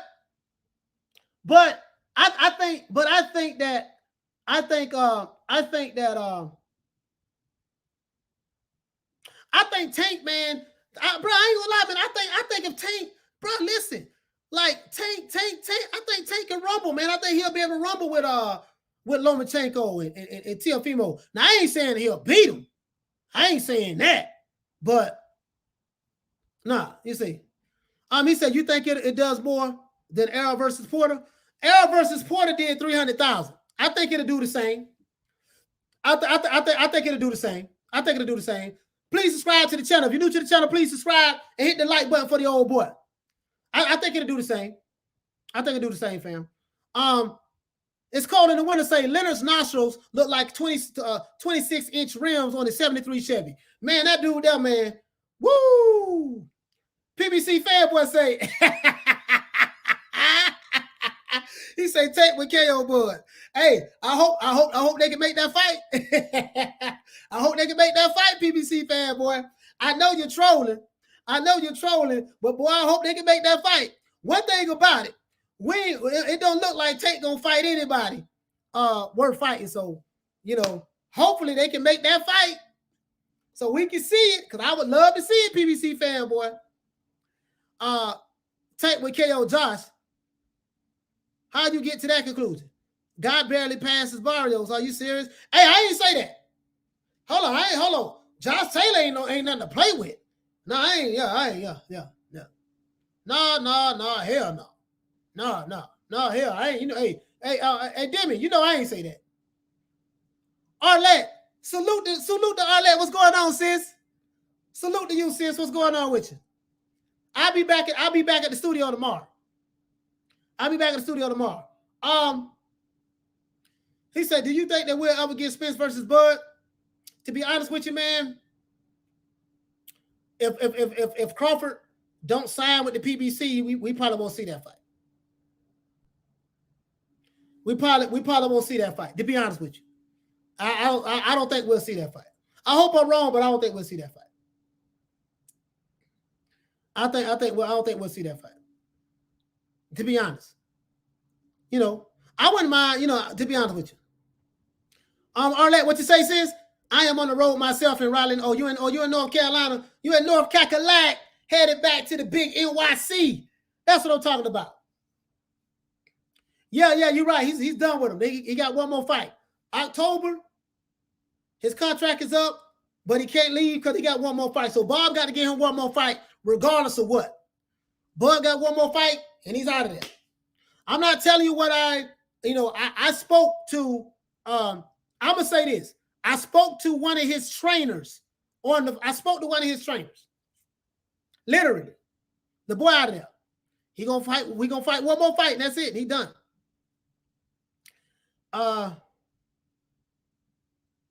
Hey, what you say? You're saying that Porter and Crawford would do better pay-per-views than Coffee and Rice?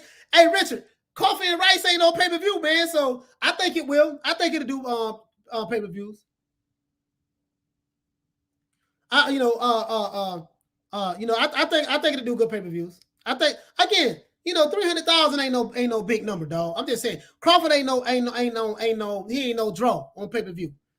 I'm just being honest, dog. I'm just being honest. He ain't no draw on pay-per-view. And Sean Porter, he ain't that good as goddamn self.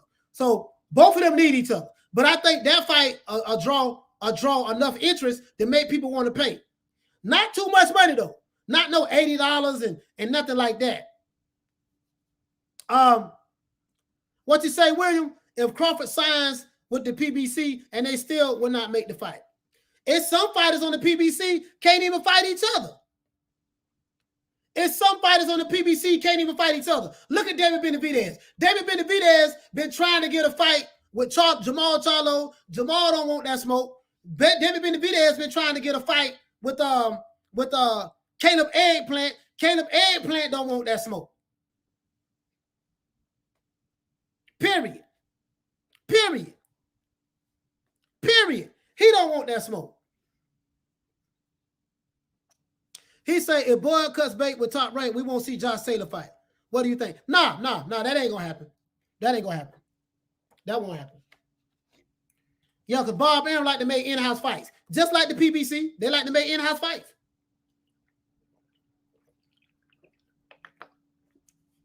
They like to make in-house fights, fam. That's what they like to do. They like to make in-house fights. Period. That's all they like to do. Hey, PBC fanboy, man, I'm not even paying you no damn attention. It's obviously you trolling. You're not even trying to disguise your trolling. You just trolling. You just trolling just to be trolling. Because of this shit you saying ain't making no goddamn sense. It ain't making no sense at all. TOX86 says, Spence fanboy said Crawford did nothing at 147 just after his second fight, only against Jose Benavidez, while Spence did nothing at 154. Man, listen, man. These dudes, bro, listen. You know, I'm not gonna shit on Errol Spence because I like Errol Spence. Errol Spence is fighting. He's fought Sean Porter, he's fought Danny Garcia, and he did beat Kell Brook. So I gotta give Errol Spence his props. I gotta give him that. And I don't think Spence is scared of nobody myself. I don't think Crawford's scared of nobody.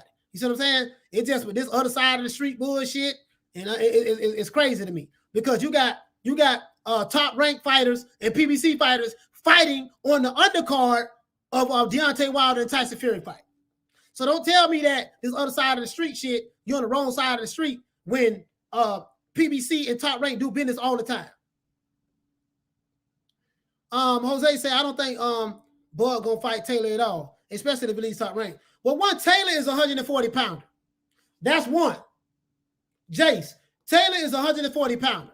Unless Taylor move up to welterweight, it ain't no need even talking about that fight at all. You see what I'm saying? To be honest. Tony, what you say, fam? I like Tank, but let's keep it 100. That's all I'm saying, fam. We got to keep it 100. We got to keep it 100 over here, man. I like Tank, but all this he got better skills than Manny Pacquiao, and he'll knock Manny Pacquiao out, and he'll knock Keith Thurman out. Boy, hush. Come on, man. Dude, bro, he gets $4.5 million guaranteed whether he fights or not. Exactly. It don't matter who he fight. He get Terrence Crawford get more guaranteed money than any fight in the welterweight division. And that's facts. He gets paid more guaranteed money. That's the key word. Guaranteed. He's guaranteed whoever he steps in the ring with to get $4.5 million. Other fighters, like the PBC, they pay their fighters low guarantees, but they put the fight on pay-per-view so they can make up for it on the back end. So that's how they do it. And that's their business model. There's nothing wrong with that. Raw Dog would say, Breland got tire marks on his back from Team Wilder. Yeah, man. Yeah, that's the only thing I didn't like, man. You know, he say everybody at 47 is Thurman's leftovers. Yeah, man, because Keith Thurman beat Sean Porter and he beat Danny Garcia before anybody else fought, you know, to be honest with you. Pat's Nation, what you say, fam? Why the Alphabet Boy Queens saying if Tank beats Thurman, he automatically jumps the #1 pound for pound list? Bro, all these hypotheticals and ifs and innuendos and all of that stuff there, man, I ain't nobody got time for all that, man. You know, if he beats Thurman. Man, listen, are they gonna get in the ring together? Because I got my money on Keith Thurman. I like Tank Davis, but I ain't no goddamn fool. If he get in the ring with Keith Thurman, I got my money on Keith Thurman. He too big, dog. He's too big. Keith Thurman is not one of those flat-footed, he's not one of those flat-footed Latino fighters that Tank get in the ring with. He's not that guy. Keith Thurman can fight. And regardless of what you say about Keith Thurman, they call him run time, they call him sometime, but that boy can fight. Period. He can fight. Period. Bottom line. He lost a split decision fight against Manny Pacquiao, the legend. That boy can fight, bro. I don't give a damn what nobody say. You know, I ain't not, I get it, capping and all that stuff there, but I ain't finna be saying all that.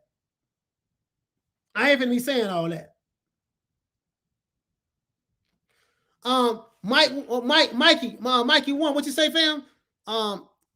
Blue Ball Sports said Tank better than Manny. Man, listen, man, you can't believe shit. You can't believe nothing that come out of that dude's mouth. That dude is the biggest liar on the internet. Him and Fagnon. But at least Fagnon, he cuckoo for Cocoa Puffs. You know, he ain't been the same since the Alphabet Boys kicked him out. So, you know what I mean? He ain't been the same since the Alphabet Boys kicked him out, to be honest with you. So, I kind of felt bad for Fagnon. Psych. Psych. You know what I mean? I don't feel bad for none of them fools. I don't. They say, Tank not fighting 147 pounder period. Why people trying to make that a thing? Because of Garage knows Leonard Ellerbe and the Alphabet Boy channels. Leonard Ellerbe is the one that put that out there. Leonard Ellerbe is the one that put that out there. If Garage, he was high on coke when he said it too. Hey, Jace, to be honest with you, he was high on coke. I'm telling you, dog. Southpaw Killer, what you say, fam? They're a PBC fanboy. I'm from Baltimore. And I don't even think Tank got a chance against one time. Listen. And Tank a beast. Tank a beast now. The boy a beast. I think Tank, listen, bro, I'm trying to tell y'all, dog. All boys to the side. All boys to the side. All boys to the side. I think Tank, Teofimo Lopez will be a good fight. I think Tank, Devin Haney will be a good fight. I think Tank, Lomachenko will be a good fight. Tank is a good fighter. I think Tank is an elite fighter. And the only problem is he needs to get in there with other elite fighters. Same thing with Crawford. Crawford haven't fought an elite fighter in the welterweight division. This is facts. This is my favorite fighter. He ain't fought no elite fighter in the welterweight division yet. The elite welterweights are with the PBC. So until he can get a PBC fighter in the ring, he hasn't fought an elite fighter in the welterweight division. Tank Davis hasn't fought an elite fighter at 130, 135, or 140. Facts. He ain't fought an elite fighter. Shout out to Passion Nation for dropping that quarter of a dub on your boy. Yes, sir.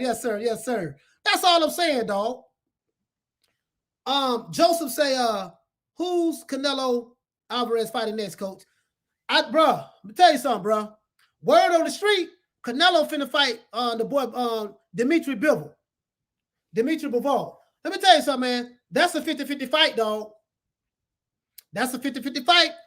Canelo is my pound for pound #1 fighter, but I'm not going to cap for Canelo. I am not going to cap for Canelo. I'm going to tell you something.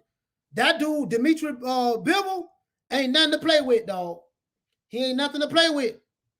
And Canelo definitely need to stay away from Benavidez. Whatever you do, Canelo, leave Artur Benavidez alone. Stay the hell away from that dude. I'm just saying. I'm just saying, dog. Like, that's who Canelo just need to stay at super middleweight. Yeah, you're right. Dragon leg, no catch weight. If Canelo, this great, awesome fighter, he don't need to be fighting no fighters at no catch weight. No, you need to get your ass in there. And if you're gonna fight that dude straight up. No catch weight. But Dimitri Bivol ain't no joke, dog. That's a 50-50 fight. Any Canelo Alvarez fan think that Canelo is gonna walk through Dimitri Bivol and think that's an easy fight, you are sadly mistaken. Because Canelo Alvarez is a good fighter. He's a great fighter. He's a top of the line fighter. But guess what? Listen, everybody got a limit. That boy from Russia, Dimitri Bivol, ain't nothing to play with. But I'm gonna tell you something. But leave Benavidez alone. That dude got 16 fights, 16 knockouts. He hit hard, bro. he hit hard. He hit hard, dog. That dude hit hard. Bro. Man, listen, damn that shit. Damn that. Coach, what should be the purse split between Crawford and Spence? Honestly, I think I'm gonna be fair. I think that Crawford should take. I think Crawford should get 40%. I think it should be a 60-40 fight, purse wise, with the rematch clause of the winner gets 60% and the loser get 40%. And that's me being honest. That's me being honest, right? I feel like that Errol Spence, he has fought better competition at the 147 division. The only reason why is because all the fighters is with the PBC. That's the only reason why. Now, from a skill set standpoint, hear me out, Matt. From a skill set standpoint, I think the fight is 50-50 from a skill set standpoint. From a skill set, because Errol Spence fight the same way. We know what Errol Spence gonna do from a skill set standpoint. But from a welterweight, what have you accomplished in the welterweight division standpoint? I say Errol Spence should get 60%, irregardless of how many belts he have. And that's honest. That's me being as honest as I possibly can. But you know I got Crawford winning now. I got Crawford winning, but that's what I think. That's what I think it should be. Shout out to Jay James for dropping that half for Doug on your boy. He say, serious question, coach. Do you think Bob is setting up Bud to lose? Remember that what happened to Manny Pacquiao when his contract was up. And besides, WBO stands for whatever Bob wants. I'm going to be honest with you. I don't think it mattered. Because Terence Crawford gonna stop. He gonna stop. He gonna stop whoever. Listen, since he's been in the welterweight division, he stopped every guy he's faced. Now, Terence Crawford, since he's been in the welterweight division, certain fights he has gotten hit, but I think he's become more of a puncher boxer in the welterweight division. So I think because he's become more of a puncher boxer, he gets hit. This is facts. But he's been stopping them. So he's saying, you know what? Once I feel a guy's power, I am going to take some risk, but I'm going to stop his ass. You see what I'm saying? Kavaliauskas dropped him. He stopped him, though, 2 rounds later. Kell Brook was giving Bud, but Kell Brook is an elite fighter, though. Kell Brook was touching Bud up with that jab at first in the first 2 rounds. 3rd round, Bud made the adjustments. 4th round, he stopped Kell Brook with a jab. With a jab, he pop, little short jab. So he's willing. Mira Khan was letting them hands go on Bud a little bit before Bud caught him in the 1st round. You see what I'm saying? So I think that Bud knows the situation. He knows that regardless of what the situation is, the best way to do it is stop the opponent. If you stop the dude, ain't that they can't take nothing from him. He got to stop him. Crawford shouldn't take 40% because Mikey and Danny got 50. Yeah, you know what, Diallo? I hear what you're saying, fam. But this is the thing, though, dog. Danny and Mikey got 50 because they're PBC fighters. But they're PBC fighters. Now, if Bud go with the PBC, it should be a 50-50 fight. But because, you know, that's just how they playing, dog. That's how they playing over there. That's how they playing. That's how they playing.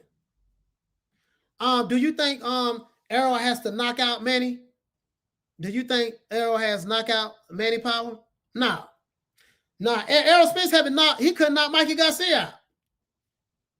Errol Spence don't have knockout power like that. He don't have power like that. Errol Spence don't stop dudes. He ain't stopping dudes. Errol Spence haven't stopped anybody since Ocampo in 2018. He haven't stopped the fight in 3 years. So Errol Spence don't have no he don't have no power like that. He's a volume puncher. He breaks you down. Everybody talking like Spence can't lose to Pac-Man. Hey man, I'm gonna be honest with you, dog. Like I got shit. Errol Spence should win, man, because he's the bigger, taller, stronger fighter. And I just think that age would catch up to Manny Pacquiao in this fight. But yet and still, I'm going for Manny on this one. Joe, what you say, man? I got Bivol over Canelo. Man, I'm gonna tell you something, man. But that's a 50-50 fight, dog. Hey, that's a 50-50 fight. Canelo can't sit in the pocket against Bivol. No, he can't. No, he can't. No, he can't. Arlette, what you say, sis? You said Crawford is an elite fighter. Yes, he is. Yes, he is. Joe. Hold on, Frank. I see what you said, fam. No, I'm trying to catch everybody. Let me read everybody. Chat. Let me read everybody comment. He said, I'm tired of Canelo. He avoided Andrade for 5 years. You say, Canelo avoided Andrade. Hey, man. I can't even lie to you, dog. He ain't fought Andrade and he ain't fought Benavidez. That is true, dog. That is true. Frank, what you say, fam? Do you only read comments that tip you? Nah. I try to read everybody's comments. See, I read. Have you been watching the show? If you watch the show, I've been pulling up other people's comments as well. On Rider of the Storm, what you say, fam? I think all fights, when they are A-class fighters, should go 60-40 with 60% going to the winner. You know what? Bingo. I like that. A Rider of the Storm, I like that. I like that. I like that. That's a good idea. Arlette, Bivol can beat Canelo. Yes, he can. He can beat Canelo. Yes, he can. He can beat Canelo. Listen, I got love for Canelo, but let me tell you something, boy. He need to leave them 2 Russians alone. He need to, Bivol ain't nothing to play with, bro. That dude can fight. He ain't gonna be running. He can take he gonna be able to take Canelo punches, and he gonna be able to dish it out too. You see what I'm saying? Southpaw Killer, what he say? Ellerbe been at that way so long, he's drained, and Bud going to stop him because of it. If Errol Spence don't let his weight get out of order, you know what I mean? I think if he can keep his weight down, he need to stop drinking though. Errol Spence, I got Bud beating Errol Spence just based on his lifestyle. Errol Spence is to me he's a basic fighter.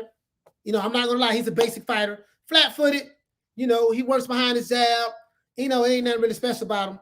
You know what I mean? He breaks his fighters down over time. Errol Spence he has more of a Mexican style type boxing style for the most part. He's tough, he's gritty. He gets hurt in fights, he recovers and comes right back. Errol Spence is a disciplined fighter, in my opinion. You know what I mean? So, Johnny Blaze say Canelo is a risk taker, acceptor, fighting for legacy, pound for pound. Nobody is safe. Bivol, I'm coming for you, my friend. Come get your payday. Hey, man, you know what, Johnny Blaze? Bro, hey, man, I don't know about that one, bro. I think Bivol gonna beat. I don't know, man. That's gonna be a hell of a fight, bro. That's gonna be a hell of a fight. Not gonna lie to you, dog. I listen. I know you think the world of Canelo Alvarez, but let me tell you something, man. that dude Bivol ain't no joke, bro. That dude Bivol ain't no joke. Christian say, why do you think? Why do you think is at fault for PBC failed negotiations for the planned fight, Canelo and PBC? Yeah, I read it in the beginning, fam. That was on Al Haymon, PBC. I dropped the link in the description. Drop the link in the description below. David Benavidez did an interview with the podcast, and if you start at the 28-minute mark of the video, start at the 27.5 or 28-minute mark of the video, David Benavidez addressed it. He was a part of the negotiations. Al Haymon offered Canelo a 3-fight deal. That's why. Anthony Crooks, what you say? Bivol going to get robbed on the scorecards. He got to try to stop Canelo. Double-A Sagittarius say, Y'all do know the comments be coming fast. Yeah, the comments do come fast, man. That's why I can't see everything. The comments be coming fast. If I don't get to your comment, please don't be upset with me. You know what I mean? Because it's a lot of people leaving comments, man. So I'm trying to, I just seen Lady Shan just now. So Double A say, Coach, I like Manny and Errol, but I'm going with my age. I'm going with Errol on this one. Yeah, ain't nothing wrong with that. Ain't nothing wrong with that, fam. Ain't nothing wrong with that. There's nothing wrong with that. Errol Spence ain't no lightweight dude, bro. He ain't no lightweight dude at all. Errol Spence is an A-class fighter. Facts. He's an A-class fighter. He ain't no slouch. Bivol is undefeated, but he's an elite fighter. Yeah, he is, bro. He is. Jeff said, I'm pulling for Pac. Yeah, I'm pulling for Pac too, though, man. I'm pulling for Pac too. You know what I mean? Because his age. Pac in his 40s with me, so I'm pulling for Pac as well.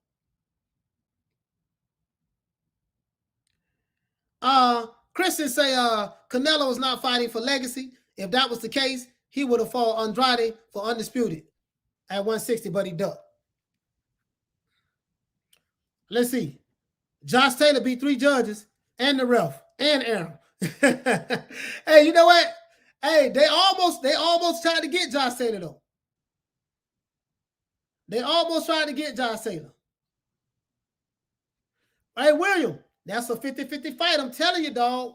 Listen, man, all this, there's nothing wrong with daring to be great. But, man, Canelo, man, sometimes you can bite off more than you can chew. KD Doctor, what you say, fam? 100%, Coach, I agree with you in that assessment of EJ. It's what I've been saying. It's what I've been saying for as well for a long time. I got Crawford just on lifestyle, no alcohol, no drugs. In his system pulls plus better skills. Yeah. I mean, you can beat Sean Porter drinking alcohol, and you can beat Mikey Garcia getting drunk and partying at the club. But when you step in there with an elite fighter who don't punish his body, who don't get drunk and don't put all that stuff in his body, that shit, it'll catch up with you. It'll catch up with you. Richard Slusky, Coach, Better Beef has dynamite in both hands. Man, listen, I'm scared of Better Beef. I'm scared. I get scared just looking at his picture. That dude ain't nothing to play with, bro. Canelo need to stay the hell away from Better Beef. Leave Better Beef alone. Don't, hell no. Too much. Hey, Coach, do you think better promoting of the fighters on big platforms will help the sport of boxing compete with the UFC? I think that by the fighters being more vocal, I think that the fighters, Jay Smith, I think that the fighters should come to podcasts like this and different podcast channels and become more vocal and promote themselves. And I think also that the reason why boxing can maybe even compete with UFC, the best fighters need to fight each other. As long as the best fighters don't fight each other, as long as we, Jay Smith, as long as we have this, you on the other side of the street, you got fanboys talking about they fans of promotional companies and not fans of the sport of boxing. And yeah, he need to be on the other side of the street and this side of the street. As long as we have that going on, bro, boxing ain't gonna never be able to compete with the UFC. It just ain't gonna happen. Anthony say, why would Canelo take a 3-fight deal when he earns 30-40 per fight financially? It doesn't make viable sense. Canelo, the most he's made for one fight was $35 million. So PBC was only going to pay him $5 million more than what he's made. That's what they're not telling you. They tell you that, yeah, man, Canelo turned down the most money he's ever made. He turned down the biggest offer for a fight he's ever was offered. Yeah, but it was only $5 million difference. He made $35 million before for a fight. And then what you didn't say that it was a 3-fight option. It was a 3-fight option. How do I know? David Benavidez. David Benavidez said it. David Benavidez broke it down, guys. David Benavidez said it in the podcast. He broke it down. He broke it down. He broke it down. You see what I'm saying? Hold on, guys.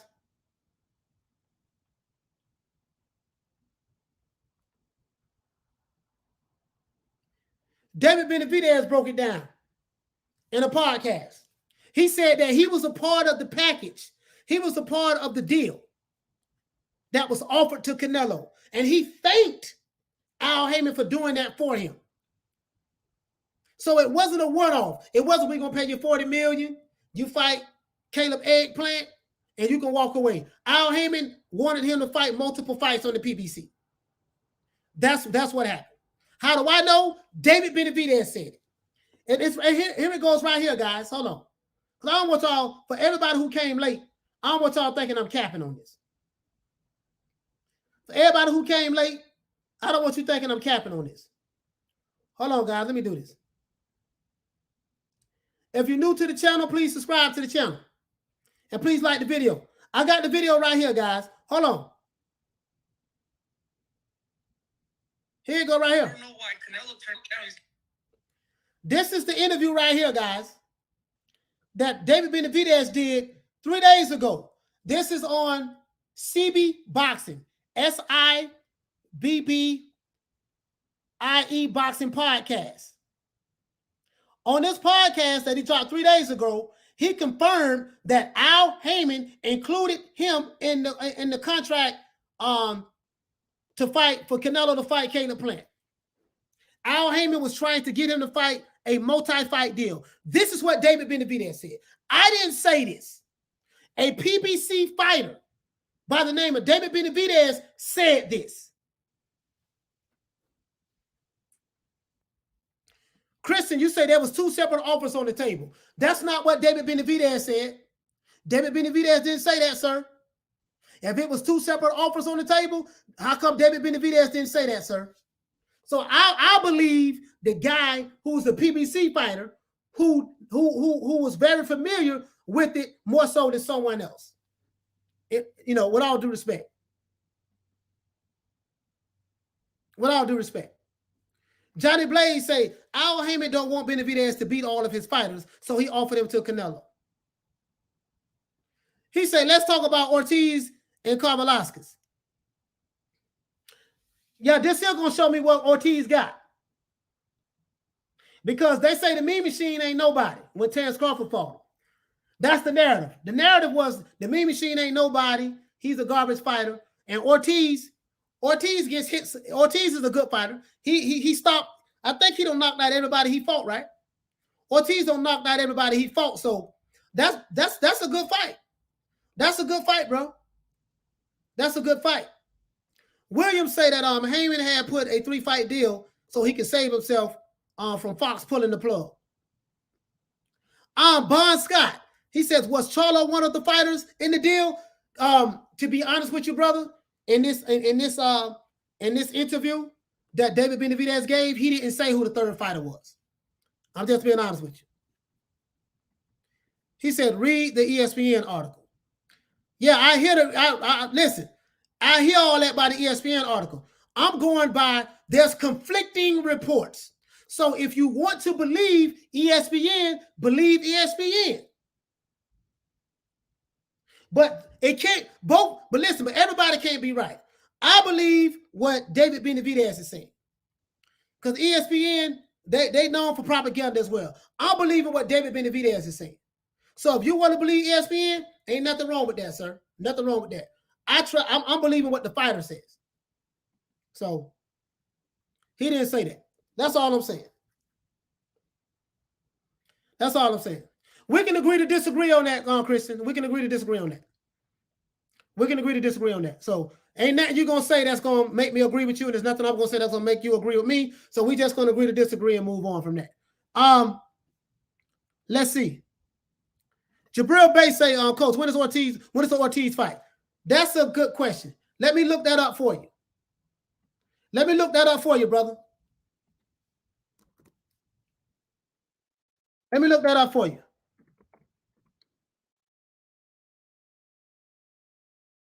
Let me look that up. I'm finna look that up for you right now, fam. That fight is August the 14th. That fight is August the 14th, Jabril. That fight is August the 14th.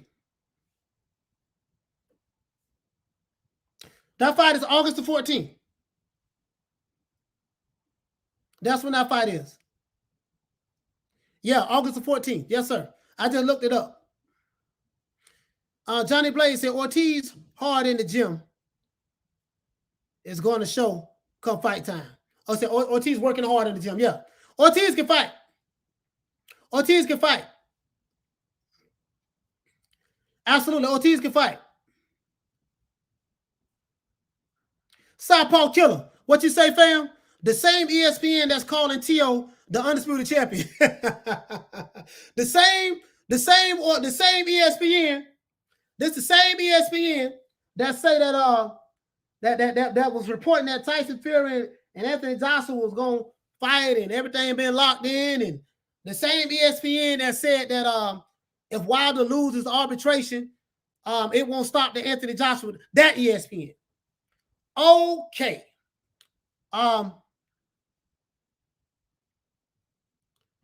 What you say, fam? NSA agent. What you say? Who would Canelo need to fight so people could accept him being pound for pound?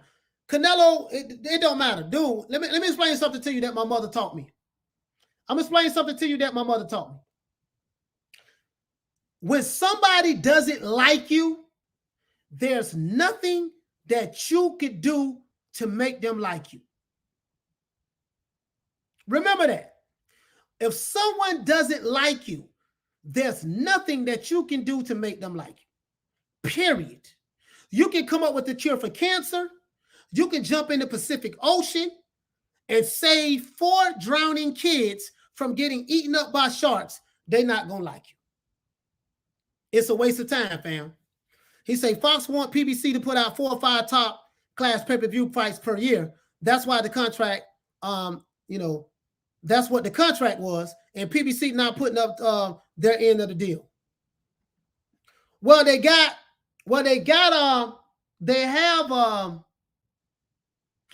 Errol Spence and Pacquiao. That's a good one. They have Tyson Fury and Wilder, if that fight happens. So that's 2. What else they had? What other pay-per-views they had? What other pay-per-views they had so far? What other pay-per-views they had?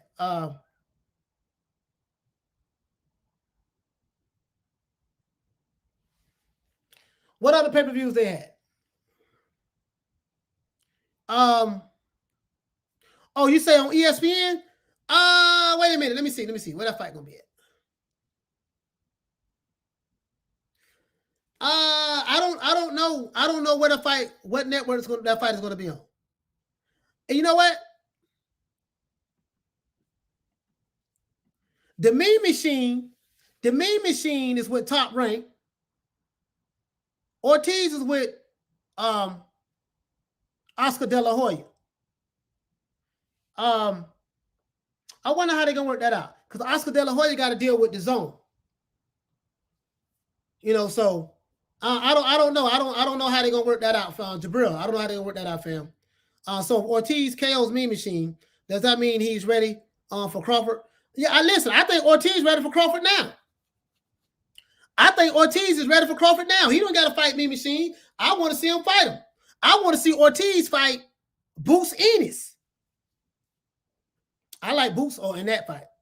I want to see Ortiz fight Boots Ennis. If Ortiz is this monster at 147 pounds, he need to be fighting the Sean Porters, Keith Thurmans, Terrence Crawfords, Errol Spence, Boots Ennis. He need to be fighting those guys. In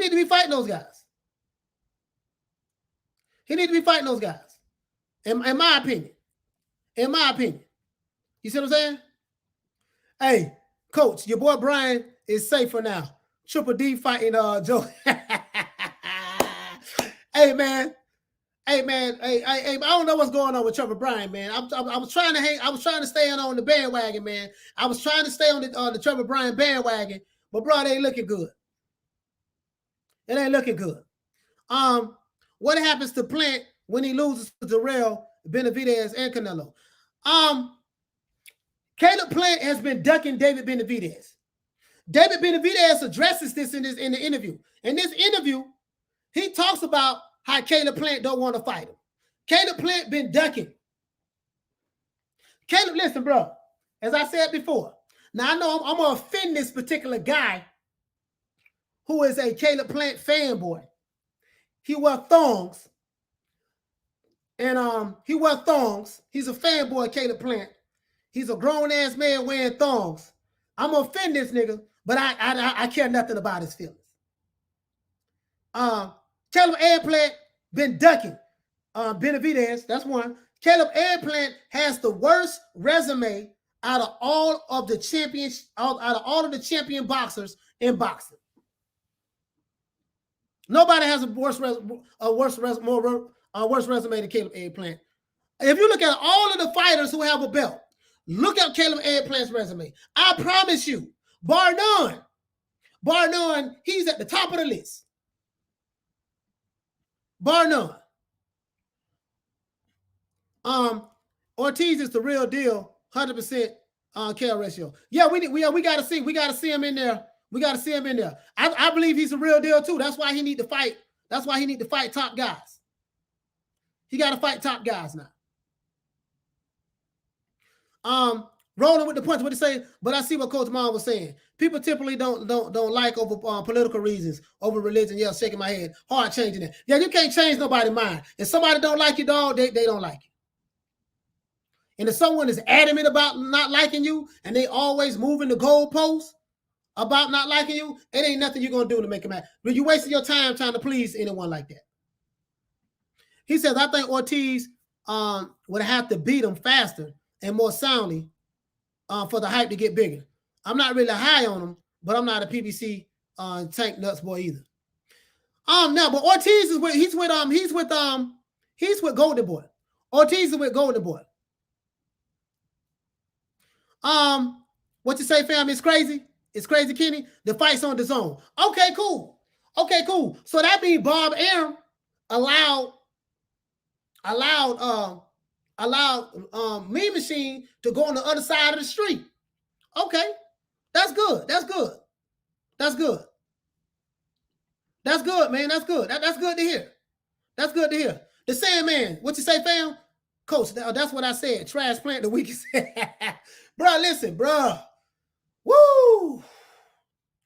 Bro, and this ain't no shade on Caleb Plant. They talking about the dude sweet hands and all that shit there. Yeah, you know. Yeah, he got sweet hands because he fighting C-class fighters. When you fighting C-class fighters, you're supposed to look good against them. You're supposed to look good against C-class fighters. John, what you say? Ortiz will stop Boots. Boots will stop Ortiz in 8. I believe so. John Doe, that boy Boots something special, boy. That boy Boots, woo, listen, let me tell you something. Now, you guys know Crawford, my favorite fighter. You know this. But Crawford need to stay away from Boots. Errol Spence need to stay away from Boots. Crawford and Spence need to stay away from Boots. Sean Porter need to stay away from Boots. Keith Thurman need to stay away from Boots. Danny Garcia need to stay away from Boots. That dude is a special fighter. He's special. And if you fight him, they need to fight him now. Because if he's only going to get better. If you wait till he get better, I don't see nobody beat him. I'm just saying me. That's just my opinion. I could be wrong. But Boots Ennis is one of my favorite fighters. Period. Hand down. I think Crawford will be more of a challenge for him from an athletic standpoint. I think Spence will be a little bit more easier for Boots because Spence fights that same way. He's a southpaw, flat-footed. We know what he's gonna do. He's gonna come forward and just, you know. So I think athleticism would give Spence trouble in that particular instance. Doesn't mean that he'll lose, but I just say Boots. I think Boots is too much for those guys. Frank, what's Frank Double O? What you say, fam? Can't get offended if it's a fat coach. Hey man, people get offended by a lot of stuff. Jose, what you say, fam? No, you're right about Enos, man. Enos ain't nothing to play with, bro. Yeah, man, Boots Enos ain't no joke. Boots Enos ain't no joke. Dude, bro, he said I'm really high on him, coach, but I'm not saying he's the best. like the PBC fanboys say about Tank. Yeah. Jerome, what you say, fam? Nah, coach. I think Green Machine. You mean Mean Machine? Left top rank and is a free agent. Okay. Yeah, Thomas Jones, Boost is coming. Yes, sir. Yes, sir. NSA, Crawford and Boost will be fighting. Yes, it would. That'll be a hell of a fight. Because it'll test Boost to see what he really got. Because Boost ain't really fought nobody. Right? But he got the skills. So if he fight a Crawford, or if he fight an Errol Spence, or if he fight a Sean Porter, that'll show us what he has. If Ortiz fights a Crawford or Errol Spence or Sean Porter, that'll show us what he got. See, we don't know what these guys really have. They look good. We don't know what they really have unless they get in the ring with another elite fighter. And I believe that Boost Enos, Ortiz, they need to be in there with these elite fighters now. Period. Paul, what you say? Paul CX? Caleb is mediocre anyways. He's known for beating in shot pieces of Groves, who was never that good to begin with. Okay. What you say, dude, bro? I got to see both Ortiz fight and beat a current or former world champion at 147. They both beat 140-pound champs in their last fights. Yes, they did. I want to see Ortiz and Boost fight. Ortiz and Boost Enos need to fight each other. They need to fight each other. That's who need to fight. I think once Boost become the IBF mandatory for Spence, he moves up and rides his horse. Yeah, Spence, I don't listen, bro. Man, that boy Boots. Listen, this what make Boots so dangerous. He can do everything Terrence Crawford can do. He's a switch hitter. He transitions easily from southpaw to orthodox. He transitions easily defensively. Ortiz is a flat-footed, typical Mexican fighter. He gonna come forward. He gonna get hit a lot. Ortiz ain't got no defense. He gonna get hit a lot. And I just think Boots Enos washes Ortiz. Johnny Blaze say, Coach, how you feel about Conor Benn? Can he compete with the elite at 47? Hell yeah. Oh, yeah, I forgot all about Conor Benn. Conor Benn can fight, bro. He can fight. Conor Benn can fight. He the real deal. He can fight. He needs to be in there with an elite. Welterweight. You say on Boots versus Ortiz, that got Ortiz. I don't know about that, NSA, man. NSA, I don't know about that, fam. I got Boots on that one, bro. I got Boots on that. Kendrick say, I think Ortiz could beat Porter today.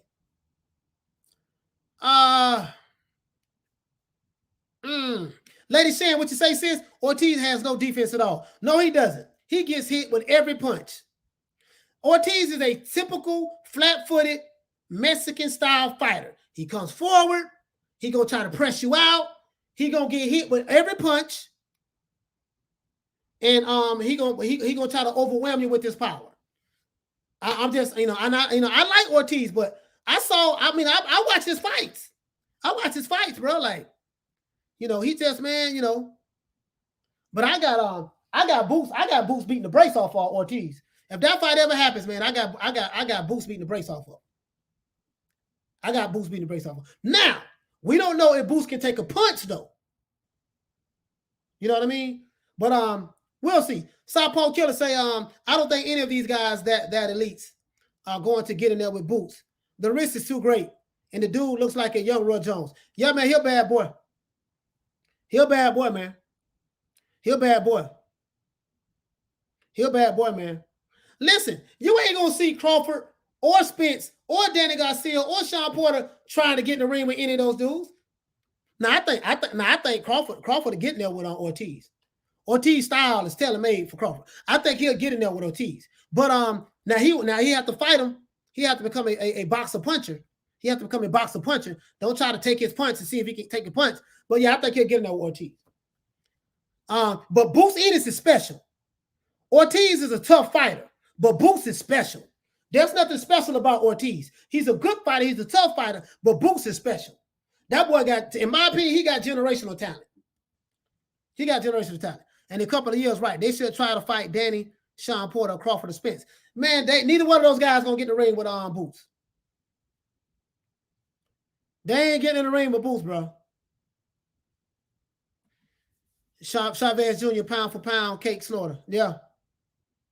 Lady Shan say Ortiz has no defense at all. No, he doesn't, Lady Shan. Oh, hold on. James. I forgot the super chat, fam. James. Shout out to my brother James dropping that quarter of a dub on your boy. He said, Coach, I disagree with you about Spence. He's more than a flat-footed fighter. He's an Olympian.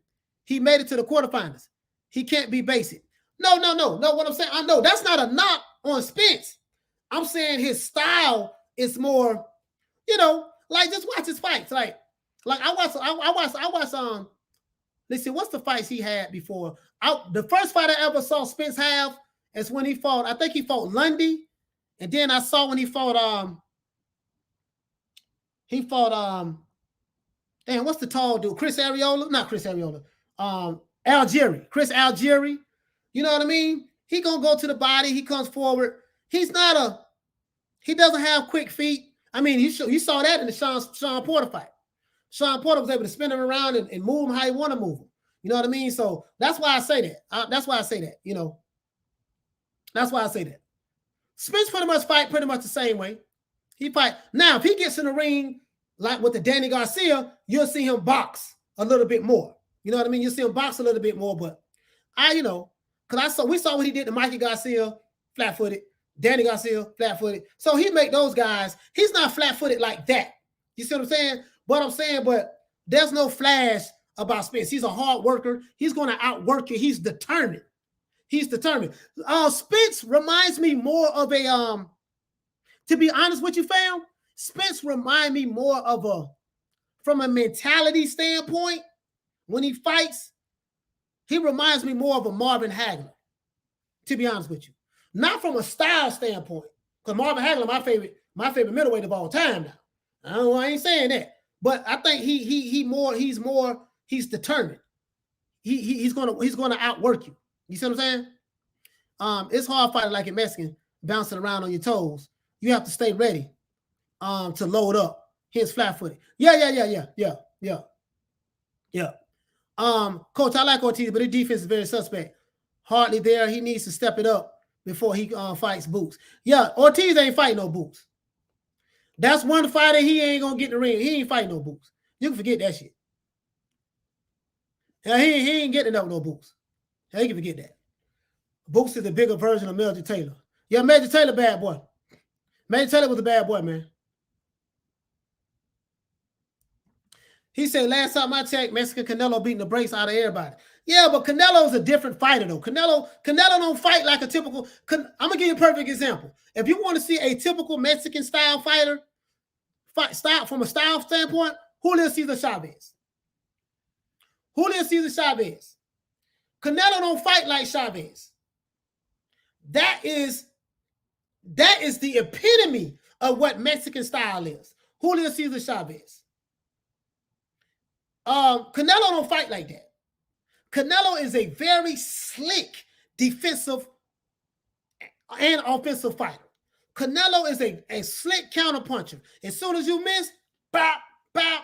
He's very fluid at the hips. Canelo is different. He's different. King KO. It's time for Boots to step up the competition. He has 27 fights. He has the same amount of fights as Errol Spence. Robert McDonald says, "What's up, Coach? Virgil Ortiz is young and can be molded into a monster, but he's with the wrong coach. I wish he was with Eddie Reynoso." Shout out to Robert McDonald for dropping that quarter of a dub on your boy. Yeah, I totally agree with that, man. Because Robert Garcia fighters train, they fight the same way. We're gonna come forward, throw 1,000 punches, go to, you know what I mean? They fight the same way. It's easy to prepare for a Robert Garcia fight. Perfect example. Look what Josh Taylor was able to do to Jose Jorge Ramirez. Look what Josh Taylor was able to do to Ramirez. Ramirez was walking in the counter pulls all night. He was walking in the punches. Robert Garcia trained Ramirez. Double A says Ugas probably be the only one to get in the ring with Boots. Yeah, he'll get knocked out. I think Ugas gets stopped. They need to go the Josh Taylor route, world champion in 15 fights. Man, listen, Josh Taylor's special. He's special, though. I'm rolling with the punches. What you say, fam? They say Canelo flat-footed, has no footwork. That's what I always hear. Yeah, man, but it's different. Listen, bro. Listen, check this out. Rolling with the punches. I hear what they saying about Canelo, but what I'm trying to say, brother, is this. If you like, Canelo don't fight like this. Bam, bam, bam. Canelo like, pop, pop. Canelo get right in your face or make you think that the target is there, and as soon as you open up, he'll slip, bam, and hit you with the body shot. That's what Canelo does. Canelo fool these dudes. Bruh, just listen, rolling with the punches. I know what they saying, right? Watch Julio Cesar Chavez fights. That is a classic, typical Mexican fighter. Julio Cesar Chavez. Watch that fight. Watch those fights. Chavez is a great counterpuncher. Had to stay ready to upload. Yeah. And but I'm gonna tell you something about Chavez though. Chavez can take a punch. So he didn't care if he got hit or not. Chavez said, Chavez said, you know what? In order for me to do what I need to do, I'm gonna have to bring it. So Chavez is willing to bring it every time. He didn't care. All right, guys. Rolling with the punch. What do you say, man? Body and hip movement. Yeah. Body and hip movement. Pugilism. What you say, fam? Footwork doesn't always involve Ali floating. Boxers like Canelo nowadays are more economical with their movements and timing. Exactly. Yeah, that's what I'm saying, fam. That's what I'm saying, brother. That's what I'm saying. Lady saying, what you say, sis? Canelo is flat-footed, but he makes up for it in other ways. Yeah, you know what I'm saying? Like, I'm not saying Canelo is Pernell Whitaker. You know, I ain't saying that. I'm just saying it's kind of hard for me to explain, dog. Like, Canelo is not, he's not the Triple G fights more conventional Mexican style than Canelo. Canelo is a very, very, very slick, crafty fighter, bro. Like, bro, if you get what I'm saying, he's more, you know, it's kind of hard to explain, but because I grew up watching Julio Cesar Chavez.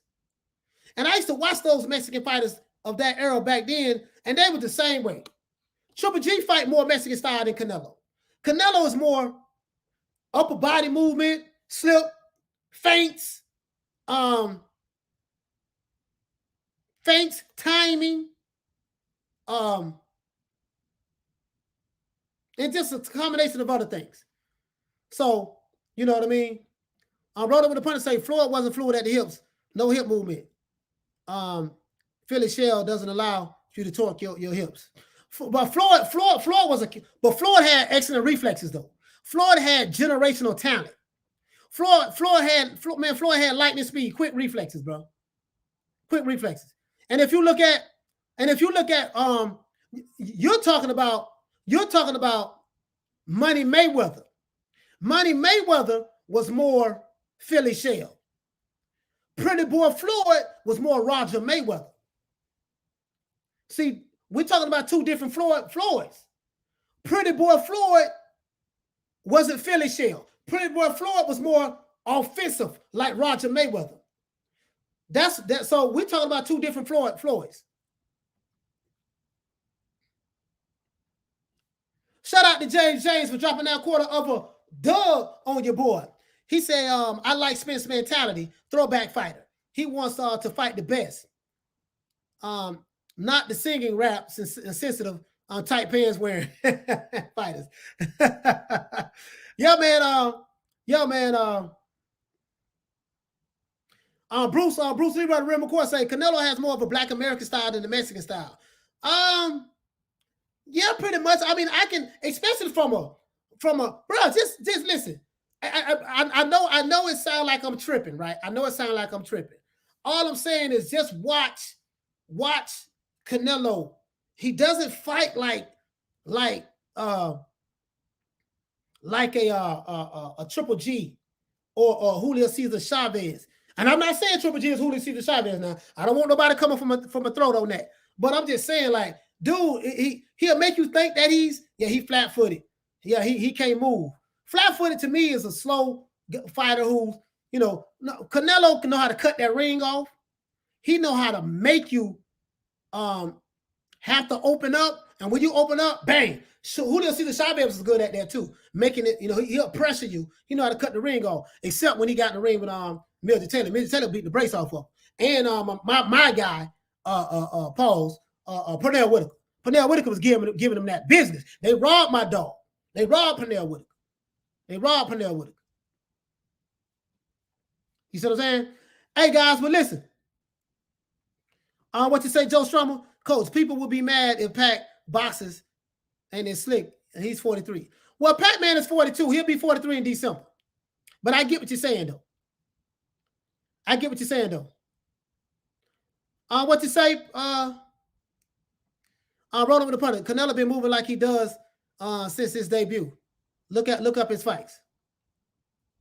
Canelo, rolling with the punches. Canelo has gotten better since he lost to Floyd Mayweather, though. Yeah, he got better. Coach, no better Mexican fighter than Saeed Sanchez. Yeah. Saeed Sanchez was absolutely bad boy. Johnny Blaze say Mexican style is all pressure. You got to take one to give two, and body punching is a muscle on the inside. Exactly. That's it. That's pretty much it in a nutshell. And they'll take punches. Now, Virgil Ortiz, he fights like that. He fights more Mexican style. He fights more Mexican style than anything. Virgil Ortiz does. What they do, they try to press you out. We're going to press you out. We're going to press you out. They're going to press you out. That's what they do. They're going to press you out and try to get you out of there. We're going to take whatever you got. Lady Shan, Ortiz for sure. Ortiz is a typical, listen, he is a modern day Mexican style fighter. Canelo don't fight like that.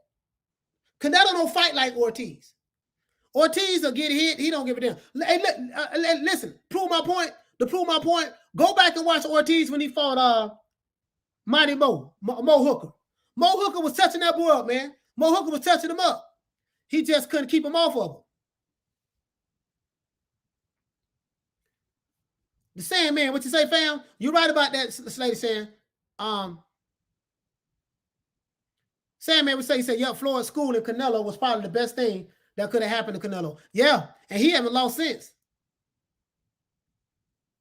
Joe Strummer, what you say? Ortiz has time to grow. He got the best fan base. Yeah. Con Shana, what do you say, fam? I agree. The Floyd loss was an integral part to the growth and development of Canelo. Yeah, that was the best thing that ever happened to him. Hold on, what you say? Canelo headbutt? No, man, Canelo don't be headbutt nobody, man. No, man. Nah. All right, man. Listen, man, we're going to give everybody a shout out, man. Let me go ahead and run it down. Do the roll call right quick. The roll call. Hey, man, shout out to Rolling with the Punches. Shout out to Southpaw Killer in the building. Shout out to Kendricks the GOAT. Shout out to King KO. Shout out to Peter Von Arx. Shout out to Juwan Rumbles.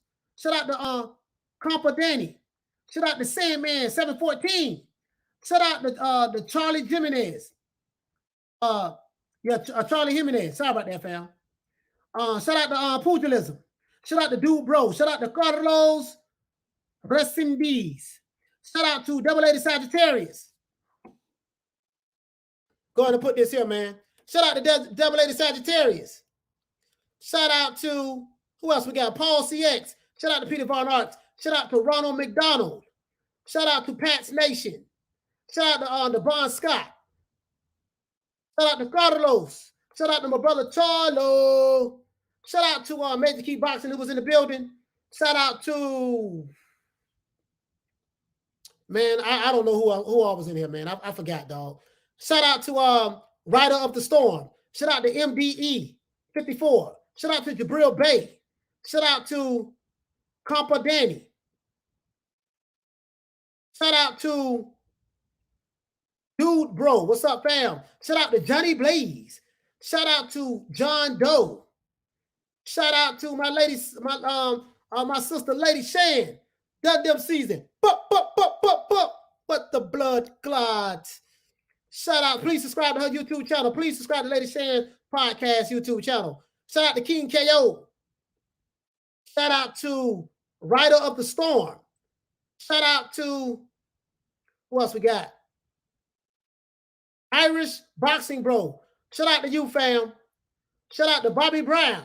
Hey, tell Ralph Transvant to stop making them sensitivity songs, Bobby Brown. And him, tell Bobby Brown him and New Edition need to get back together.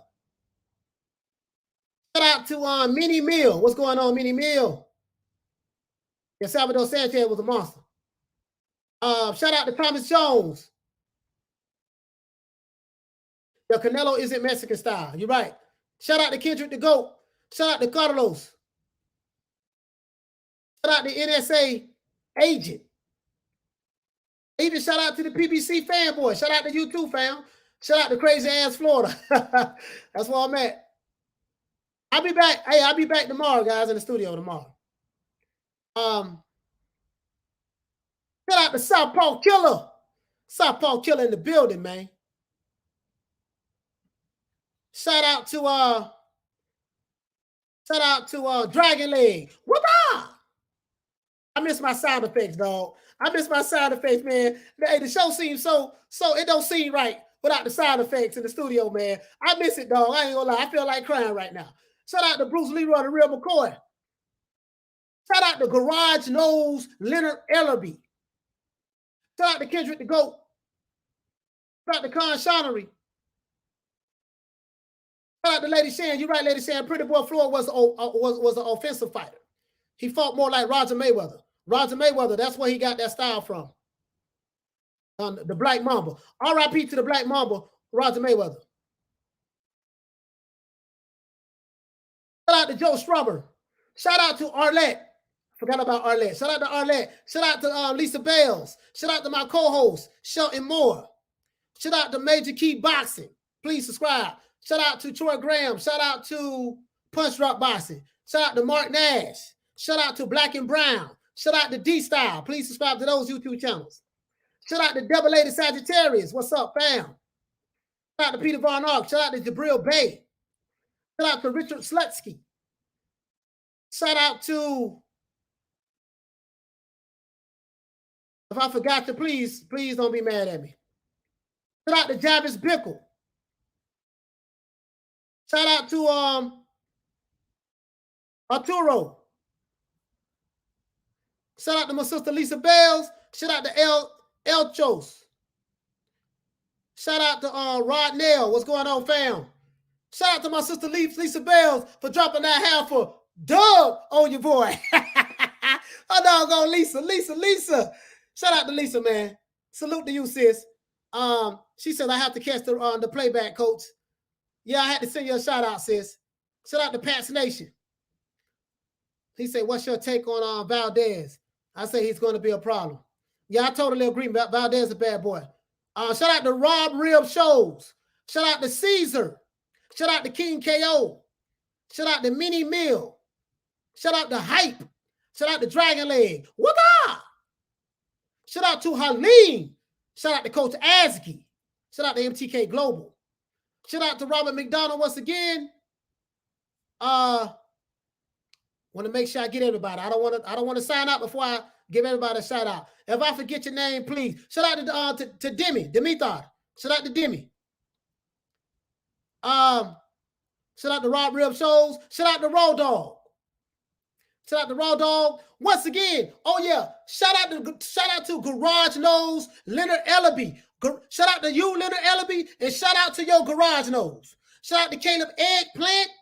Shout out to Call Al, Big Fish. Shout out to them, and shout out to you PBC butt kissers, you PBC fanboys. Shout out to you fanboys who get offended at what I say on this channel. Shout out to you as well. Guess what? If you tune in tomorrow, more than likely, I'm going to piss you off again. Once again, it's that boy, Coach Malachi Williams, representing for New Media Today USA Boxing, signing out once again. Everybody, peace. Man, I'm out of here, bro. Let's go.